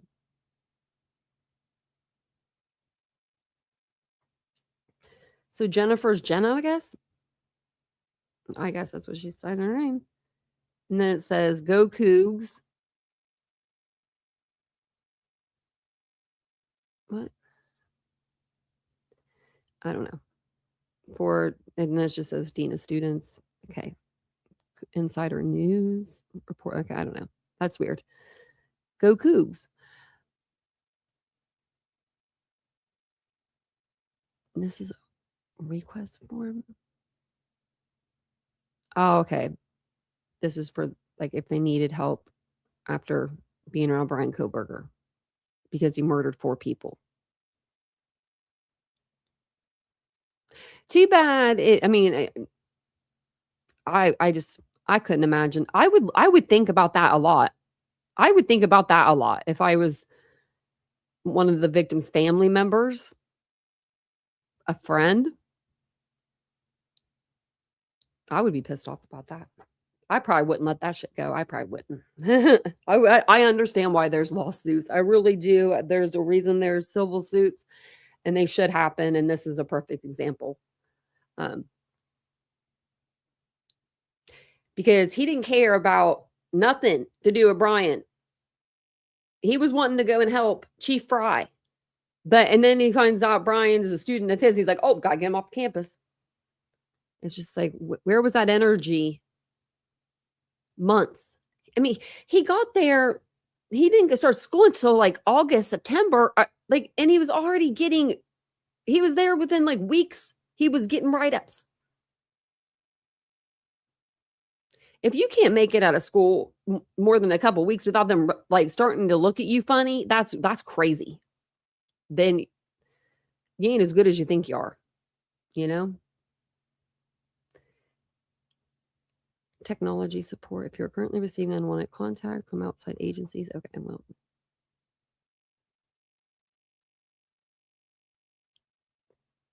This is the resources.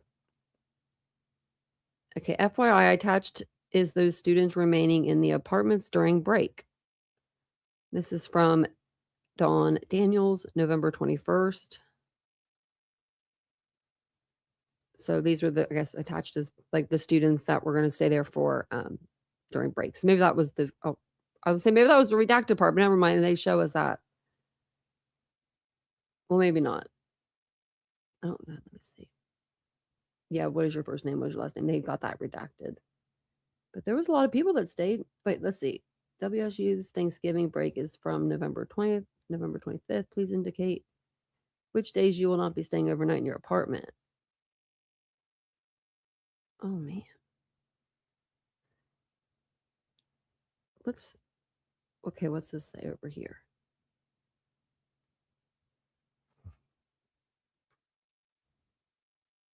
Oh, I just want if you want food from the pantry. So I think that those people probably signed or something. This is a lot of people that stayed. Are these all the people that are staying? Oh, wait, this is the yeses. Right here, I think. Let me go back up. Sorry. Yeah, this is.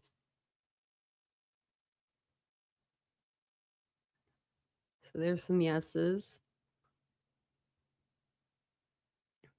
And those are all no's. I mean, it's not going to affect it. It probably didn't. I mean, it probably did, but it didn't. I mean, it probably did affect WSU heavily, but not like it did, the University of Idaho, where they're right there.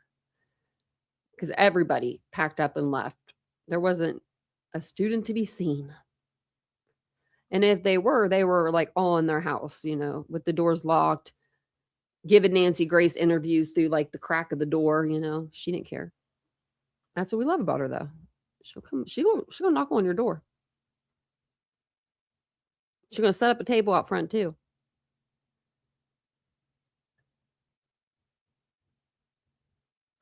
How many pages is this? Okay. There we go. So it looks like it goes to page 147.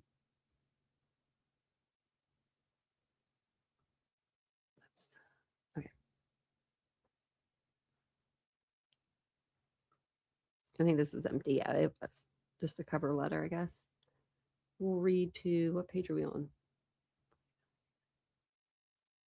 I think there's 300 in this.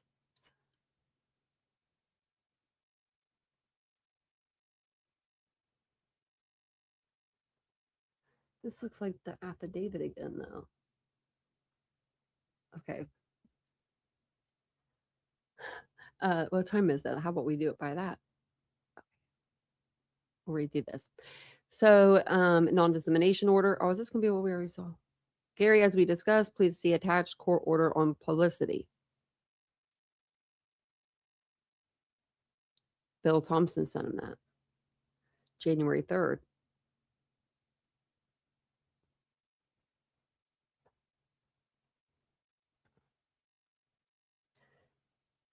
What's the difference?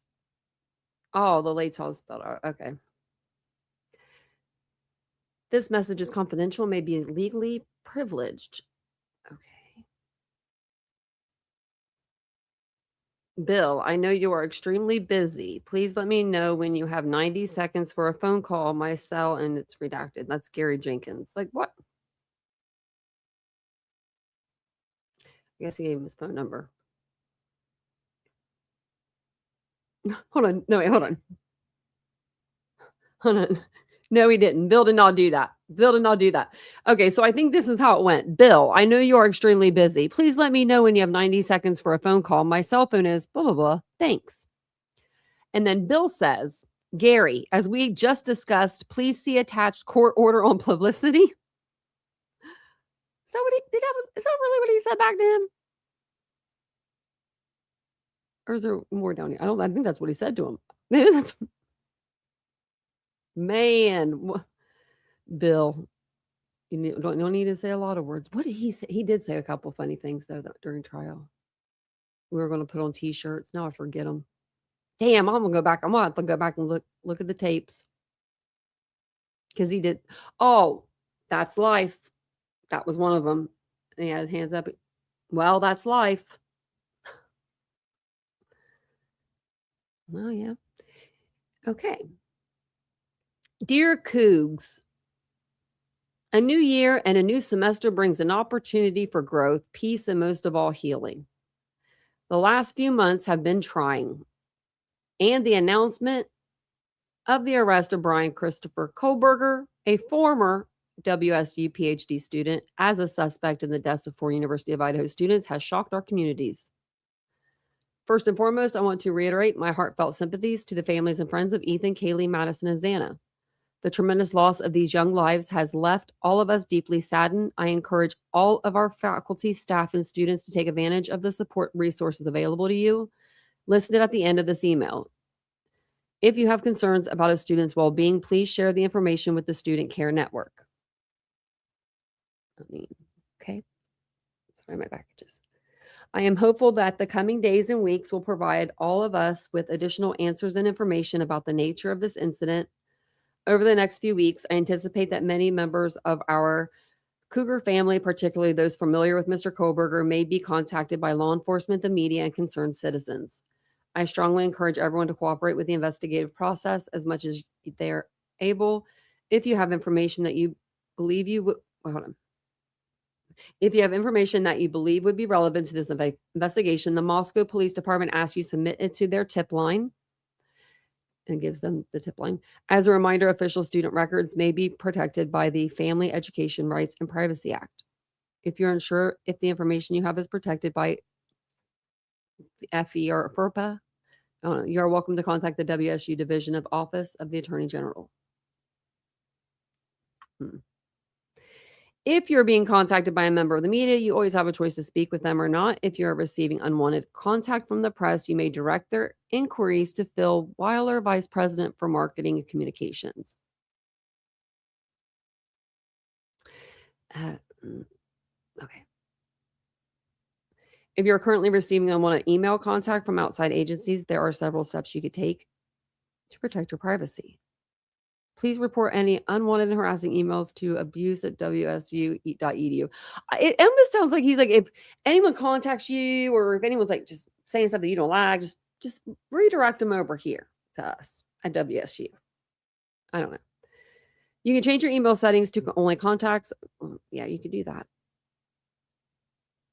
You can request to have your email address changed. That's not going to do much though, probably. You can restrict your directory information. This will remove your contact information from the WSU web directory. Why would you?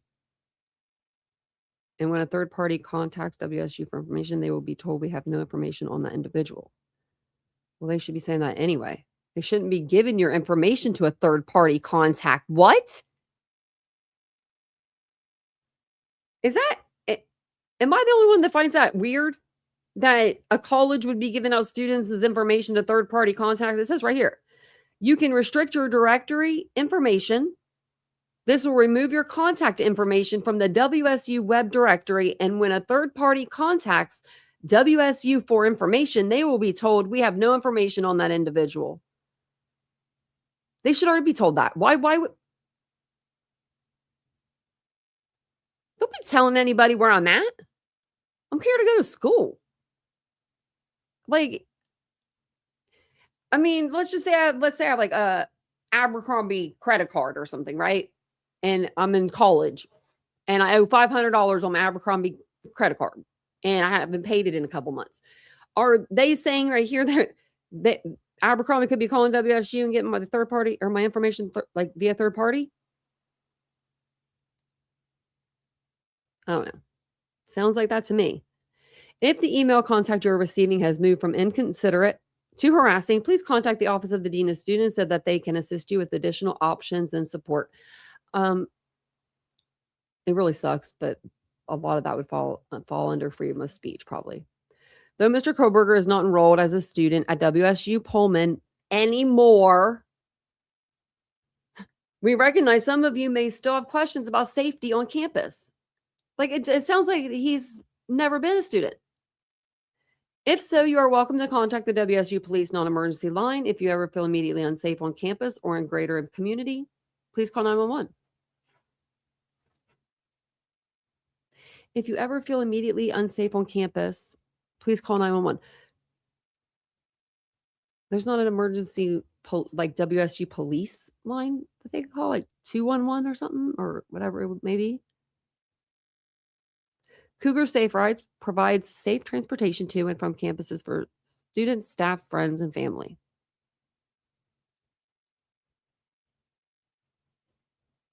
For a free ride. Okay, that's nice.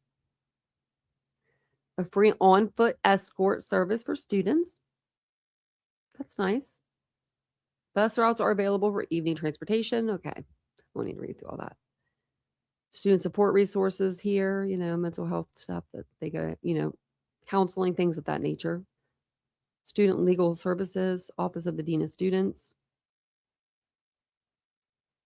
Faculty and staff support resources.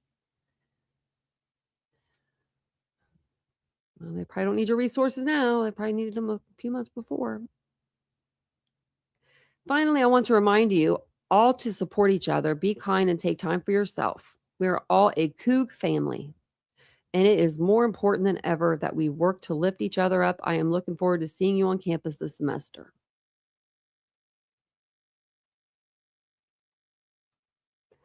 Coug family. Same letter. Oh. This is the same stuff that we just read. I'm just going to see what else is new on here.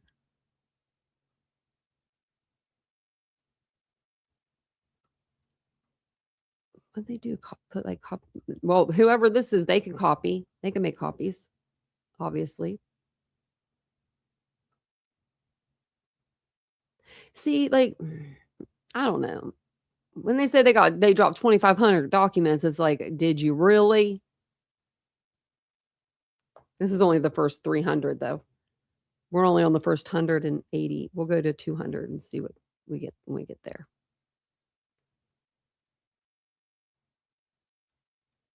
It might be the same. Okay, these are all black. This is from January 3rd. Follow-up status flagged. Thank you for your assistance. Okay. And then we're into redaction land again. Until here. And then thank you for your assistance again. And we're redacted again. We might get through all of this. Wouldn't that be exciting? Okay, this is, Newsweek. And I work for our first person experience essays. I am contacting you because I wondered whether you would be interested in being interviewed for a first person essay about your involvement in tying Brian Kohberger to the murders that took place at the University of Idaho last year. In time frame, okay. The format is that I would interview you, ghostwrite the essay, and then provide it back to you for a fact-only read back before we publish. Alternatively, I could provide a brief and word count before an edit and fact-only read back. So she's going, that's weird. If I'm going to interview somebody, I'm going to tell you all on the channel right now. If I interview somebody on this channel ever, it's whatever their words are that comes out of their mouth. What? So she's like, I'm going to interview you, and then I'm going to take your words and I'm going to rewrite them because however you sound is probably going to suck. And I'm going to be your ghostwriter. I'm going to rewrite them, and then I'm going to provide feedback to you, and then you're going to read it, and then we'll publish it. What? Please let us know if this is of interest. And of course, let me know if you have any questions. Well, sorry, there's a non-dissemination order. When was this? January 9th. Yeah, already got it. I think we're on the non-dissemination order. News Nation. Oh, Ashley Banfield's show. Okay. We are doing a show tomorrow night about the arrest made in the Idaho murders of Brian Kohberger. I was wondering if you would be able to join our broadcast tomorrow at 9 p.m. Central to discuss. Or if tomorrow doesn't work, maybe there's a day next week that works for your schedule.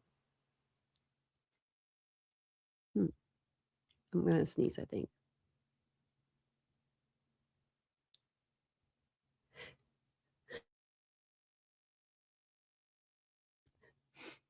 I was going to try to read your super chat, Jillian, but I would sneeze at the same time. No, I didn't. Just now? I'm going to blow my nose really fast and let me just know about it. I never heard that, but we've been on a live, so I don't know.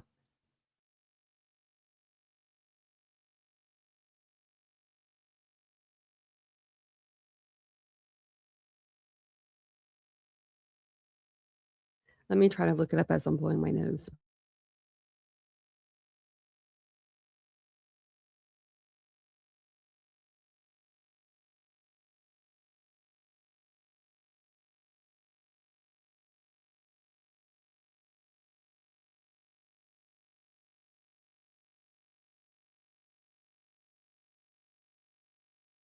I'm going to go with it's fake. Oh, okay. Well, maybe then it's real. I don't know. I just checked it on like Google. I didn't see anything. Let me see.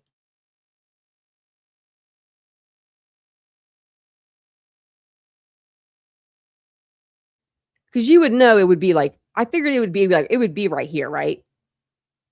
Like heavy law enforcement presence near Savannah's mobs.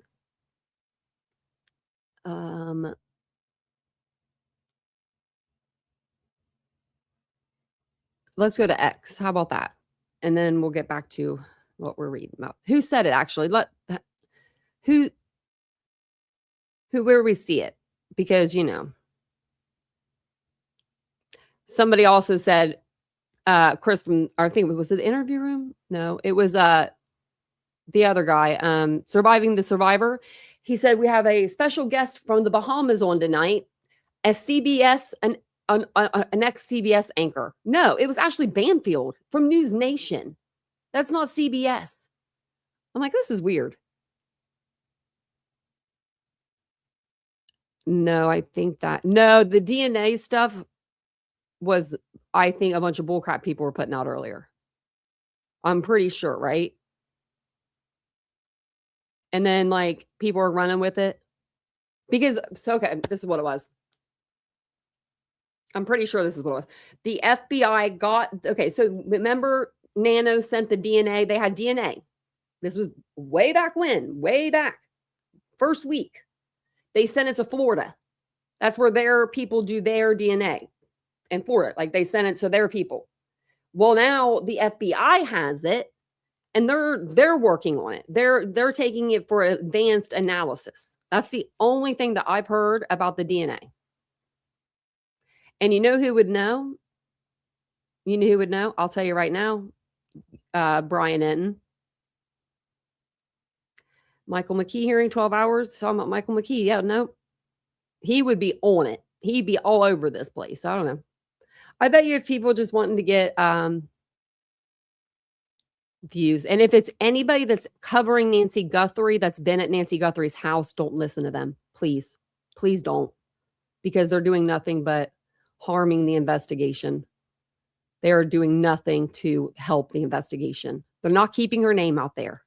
Not even that. Look at this. They've not got their little picture.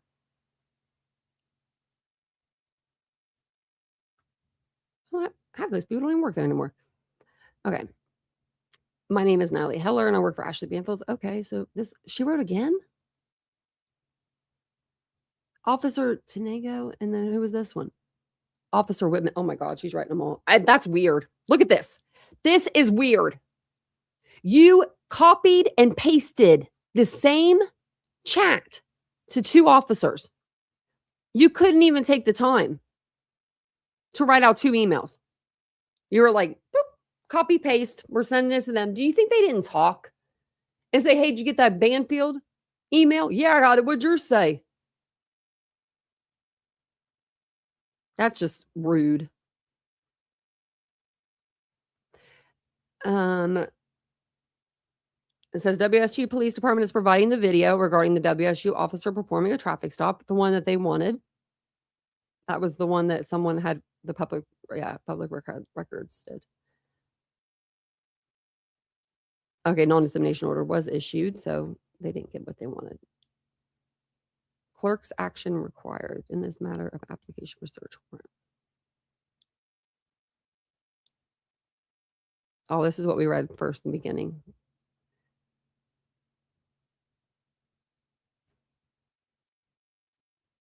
And this is them sealing all of this stuff. Okay. Non-dissemination order. And then we're back to redactions. One more thing. A Lake Tahoe County judge issued a non-dissemination order preventing law enforcement from discussing details of the case with the public, except for information identical to what has already been released to the public. I have instructed the Officer Tenego and Sergeant Whitman to either ignore press requests for statements or interviews or to reply that they cannot discuss the case due to the gag order. We have had some opportunities to meet with the national media to discuss the work of Tenego and Whitman, but for now, the affidavit will have to tell the story for us. Oh my God. I'm sorry. This guy WSU's under my skin. I am hopeful that we will ultimately be able to highlight two great work of WSU PD officers. Isn't like being a police officer, like, aren't you supposed to have like, aren't you supposed to be like modest, like have humility about you? Like, no need to brag. It's my job. I don't know. It's just, it's giving, over here, we didn't get our shake, you know, we didn't get our 5 minutes on TV. Well, neither did Chief Fry. He wasn't all over the place neither. So then we got another one from Gary Jenkins, WSU PD staff. Oh, we already read this. That was the, you know, we did everything. We did everything right. I don't know. He just is getting under my skin. I'm gonna look up that interview, and we'll play it tomorrow. Let me write that down. I think it was this Gary Jenkins guy. I know it was. So then we just got a good morning email. Oh, good morning. I hope you're keeping well and had a good weekend. She's the associate editor with Newsweek.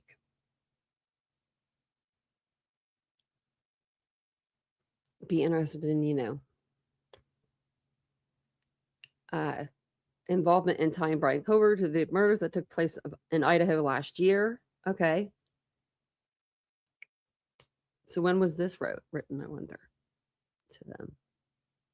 Oh, it's just January 9th. Thank you for reaching out about an interview. However, I'm unable to do an interview at this time due to the issued gag order. Thanks, Daniel. Okay. Then this is her writing same to the same guy, same officer. This is from Kendall. Thanks for the quick response. Do I use the general WSU next request portal? Oh, okay. That was just somebody wanting to make a public records request. They want the search warrant for Brian Kohberger's house, and that is from Logan Camporelli. I don't know who that is. We already read that. Okay, we're gonna go.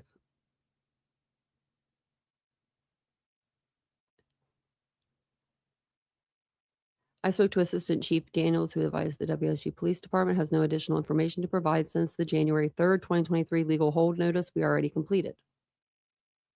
Okay. Well, I think we're going to get through all this. Yeah, because this is all repeats. This is the affidavit. I'm sure everybody in this live's read or had the arrest affidavit read to them probably multiple times. I mean, shoot, I think I knew the first like 4 pages by heart at one point. Not now, but I did. It was like a lot. I could recite a lot of it. This is the non-dissemination. Okay, let's just go over here so I'm not making you guys too dizzy.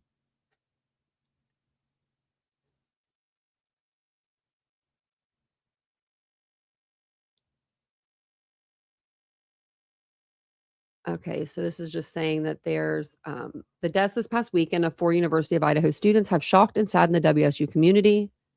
While the case is under active investigation by the Moscow Police Department, few details have been released about how and why it occurred and who committed these horrific acts. If there were any threat to the public, our department and the Moscow Police Department would proactively warn the public. However, I have been assured by the Moscow Police Department that based on information from their preliminary investigation, investigators believe this was an isolated targeted attack and there is no imminent threat to the community at large. The strategy for this most emergency communication is to provide as much information as possible to the public, particularly those who may be in harm's way, can make informed decisions about their personal safety. Okay. We saw that. That was like one of the first things we saw. This is the trespass thing. Okay. Over here. Redacted. Oh, what is this? Okay. Sergeant Whitman and Officer Tenego. Okay. As a mother of a 16-year-old daughter heading to college in a few years, and as a proud Pacific Northwest native, thank you. Thank you for representing the best in law enforcement and for helping the families find peace.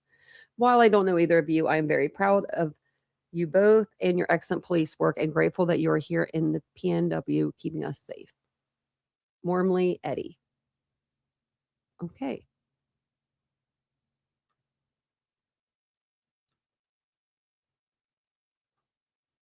Well, that's all she wrote for the first half.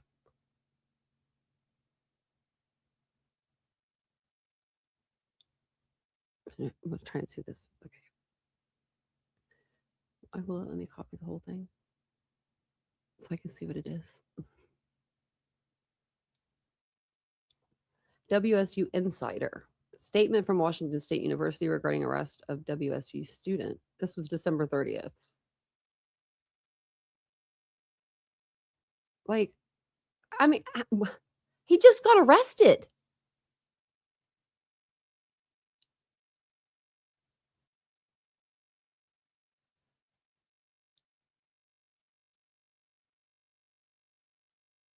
I'm just trying to read if this is just want to extend our deepest of sympathies.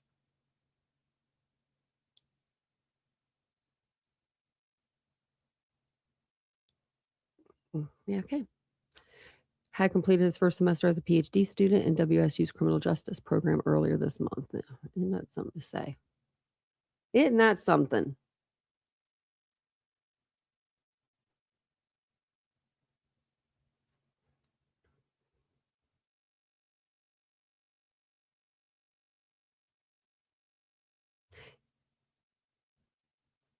Oh, I saw that too, Tracy. Yeah, that they found a different Nancy.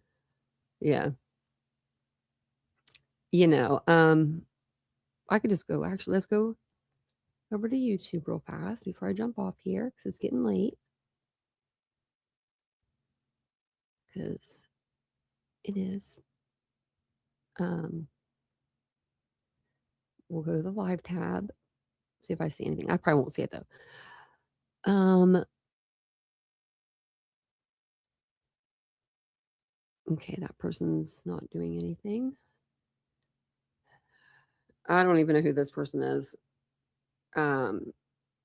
Exploring with Jim. I'm back. The Nancy Guthrie search / recovery resumes. And he's sitting in his car. I love that for people. Send him all your money. He's probably not even in Arizona. He might be. I'm not saying he's not. But you know what I mean? I told you all the other day, I was literally going to go and just park my car around the corner where it's just dark around me, where you can't see where I'm at. And I'm going to say, I got a ticket to Nancy's. Everybody give me their money to get a hotel. I got to eat. I need a hotel. I might need some clothes. Maybe I'm going to take up drinking while I'm here. I mean, someone did a story with Dolly. They did an interview with Dolly. And he was like, yeah, I just sit in this lawn chair. And they're like, well, why do you put why do you put Nancy found and like these things on your, like, you know, as your head, like your thing? And he's like, well, the only true crime that's going on around here is like something happened to him. I forget. Like, of course it goes back to him. I'm like, oh my goodness.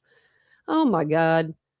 But yeah, I don't think, there's no DNA that's been, you know, like a hit for anything in the Nancy Guthrie case. I think that what they did say that they had was a mixture of DNA.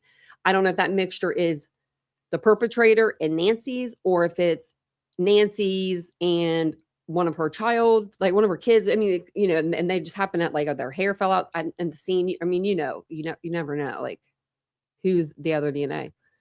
So I hope that they find some stuff.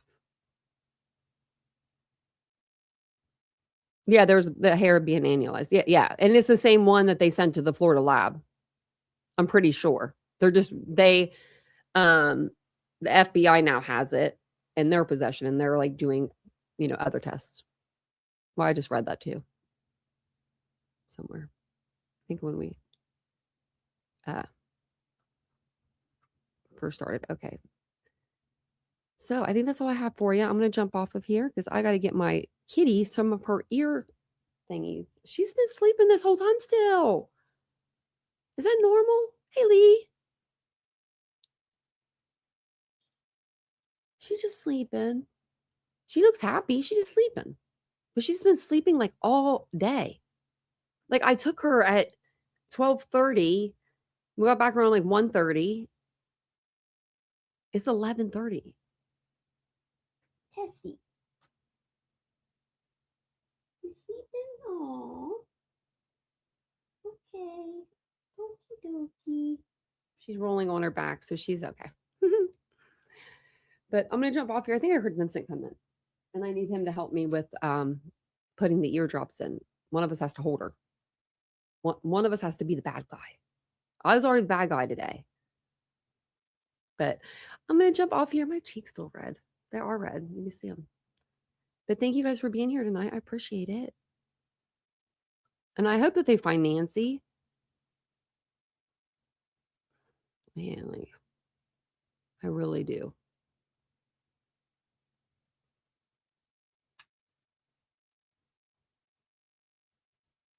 I'm ready to read through them, Betsy. I'm ready to read through all the terabytes.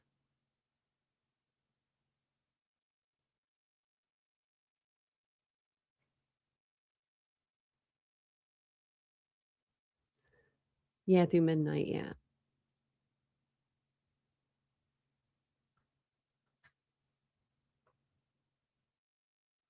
Yeah, they should have shared the information.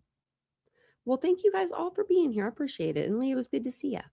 Trying to think if I need. I told you guys about the status conference for. So there's a status conference for Caleb coming up, but I think so Michael McKee had a status conference and we couldn't go in, remember? Or we could go in, but then they were in chambers and then they left. But I think they are doing two different things. So they're doing like two different, like a status conference and something else. So they might let the public in for that one. I'm going to call and double check. They just did a court date yesterday. They did a sneak attack, and they do have a court, a trial date. I think it's May 4th. I have May 4th wrote down, but I thought it was May 8th. So I'll double check on that for you guys, but I'll be there and everything. I was looking to see who else. I mean, everyone's covering Nancy. Doug Live North Port. I don't even know who that is. Suspect in custody. Looks okay. Yeah, look at that. And then we got Dolly doing it. Yeah, they're hurting for money. You think Dolly? I mean, he's smiling right now. He's smiling right now in his life. So they definitely didn't find her. Mystery cases, mysterious cases. It's like a AI looks like generated. It has 1.8K watching. FBI interrogation of Nancy Guthrie's son-in-law just leaked. Just as we thought. And you know what they're playing? Nothing like that. My goodness. People will believe anything. Live, the Nancy Guthrie case. Friday night discussion, community perspectives, and key theories. I don't know who this 857 Tucson is either. I know he's been there a lot, though. And then you got, that's all I got.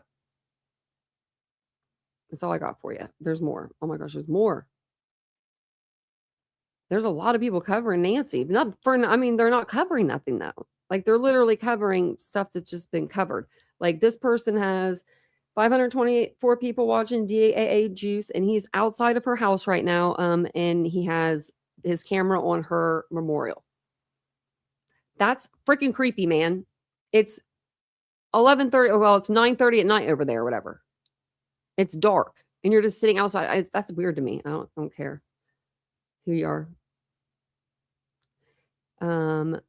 Yeah, boots on the ground. If one more person says boots on the ground, it's not boots on the ground when you're sitting in your car. It's not boots on the ground when you're chasing down a victim. It's not boots on the ground when people are ordering you food to the freaking crime scene and you're laughing about it. I mean, it's just all those people that are down there, right? I mean, all of them. Not even JLR isn't even like he's the worst one, but he's got a whole like a little army behind him now, like little ducklings. They just follow along. It's sick. It gives me the ick. And that's why I don't really cover Nancy Guthrie, because other than when I cover them, because they are right now the true crime case. They're making it all about them. It's sad. But I really hope for Savannah and Annie and Tommaso that they find their mother. I really do. I really, really do. I hope we all as a community, we're a community here, but in their community, they get answers, because that would be scary to live in that community and be an older woman, even if you have a husband or not. I would be scared. Like, where's Nancy? Like, someone just took her. Bye. Like, she's just been gone for months. It's really sad. I don't like it when the elderly get messed with. And this is messing with her. Like, these people that are covering her case every single day, all day, they act like they care, but they really don't. I wish people would see that. They're there to make a buck. So, but thank you for being here. I do appreciate you. Tessie, appreciate you. She's still sleeping. Now she's sleeping just a different way. But thanks for being here. I'll be back on tomorrow sometime. I have to cover David's case. Finally, they arrested him. I did not see that coming. That literally wasn't even on my bingo card, because that case was so slow moving. I hope that they were doing a lot. I hope the LAPD were doing a lot in the background that we don't know about. I hope we don't know of everything that's out, but you know what I mean? But maybe I can get some information from Steve. Maybe I can get a hold of him tomorrow, see what he says. So thank you guys for being here again. Hit the like button on your way out. Oh, don't let me forget. Don't leave. Don't leave. Let me give you guys some memberships. I kept forgetting to do that. Okay, so amending the poll. Everyone hit that like button. That's all you got to do just to make me happy.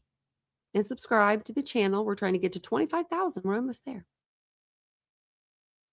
Okay, and then I'll gift out some more tomorrow. How about we do that? We'll gift out 5 tonight. We'll gift out 5 tomorrow. And Laura got it. Look at that. Justice Coming. Soon got it. Just Gold, Debbie, H, and Donna. Welcome in, everybody.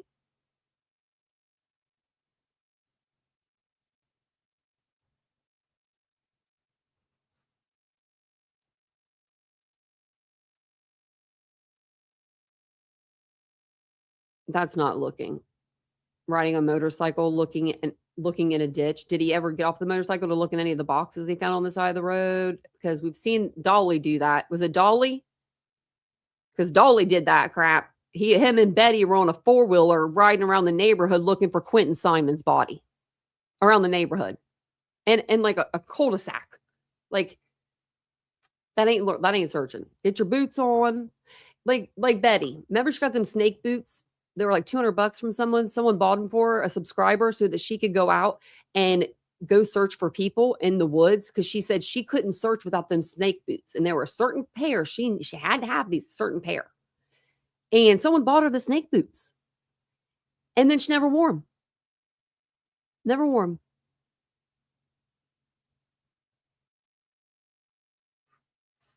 That's crazy. People are like very ungrateful on this app. They very much are. They very much are. But thank you guys for being here tonight. I appreciate it. Like I said, I'm gonna go give Tessie here her eardrops. We are still thinking of a middle name. I'm thinking Tessie Rose. I like that a little bit. Maybe that'll be it. I like Tessie Grace because like Grace, you know, she's not very graceful because like the car. But we have Mia Grace, so we'll have to think of something else. But maybe Tessie Rose. I don't know. So thank you guys for being here. I'll see you guys all tomorrow. Have a wonderful night. Bye-bye.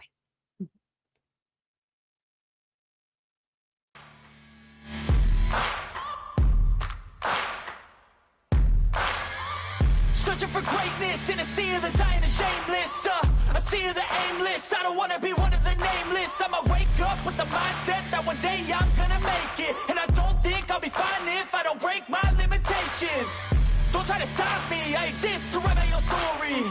I'll make a decision if I want some peace or if I want the glory, yeah.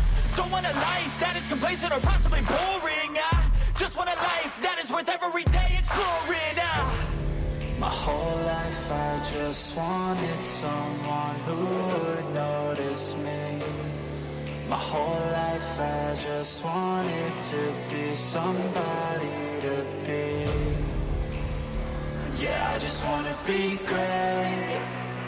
Yeah, I just wanna be great. Yeah, I just wanna be great. Yeah, yeah, I just wanna be great. Yeah, I just wanna be great.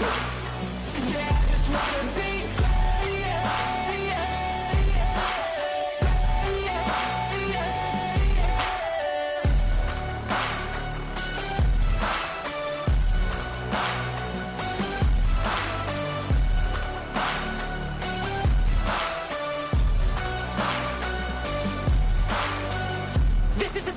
to appreciate all that is vacant. It's just for the taking. If you make up your mind, you can take it. I'm never complacent. I would work in a mansion or basement, yeah. There's no replacement for persistence. It's a patience, yeah. In this life, I wanna be soaring, to feel sun inside when it's pouring. And I'll fight till anxiety is foreign. I'm so sick of my mind's extortion. My whole life I just wanted someone who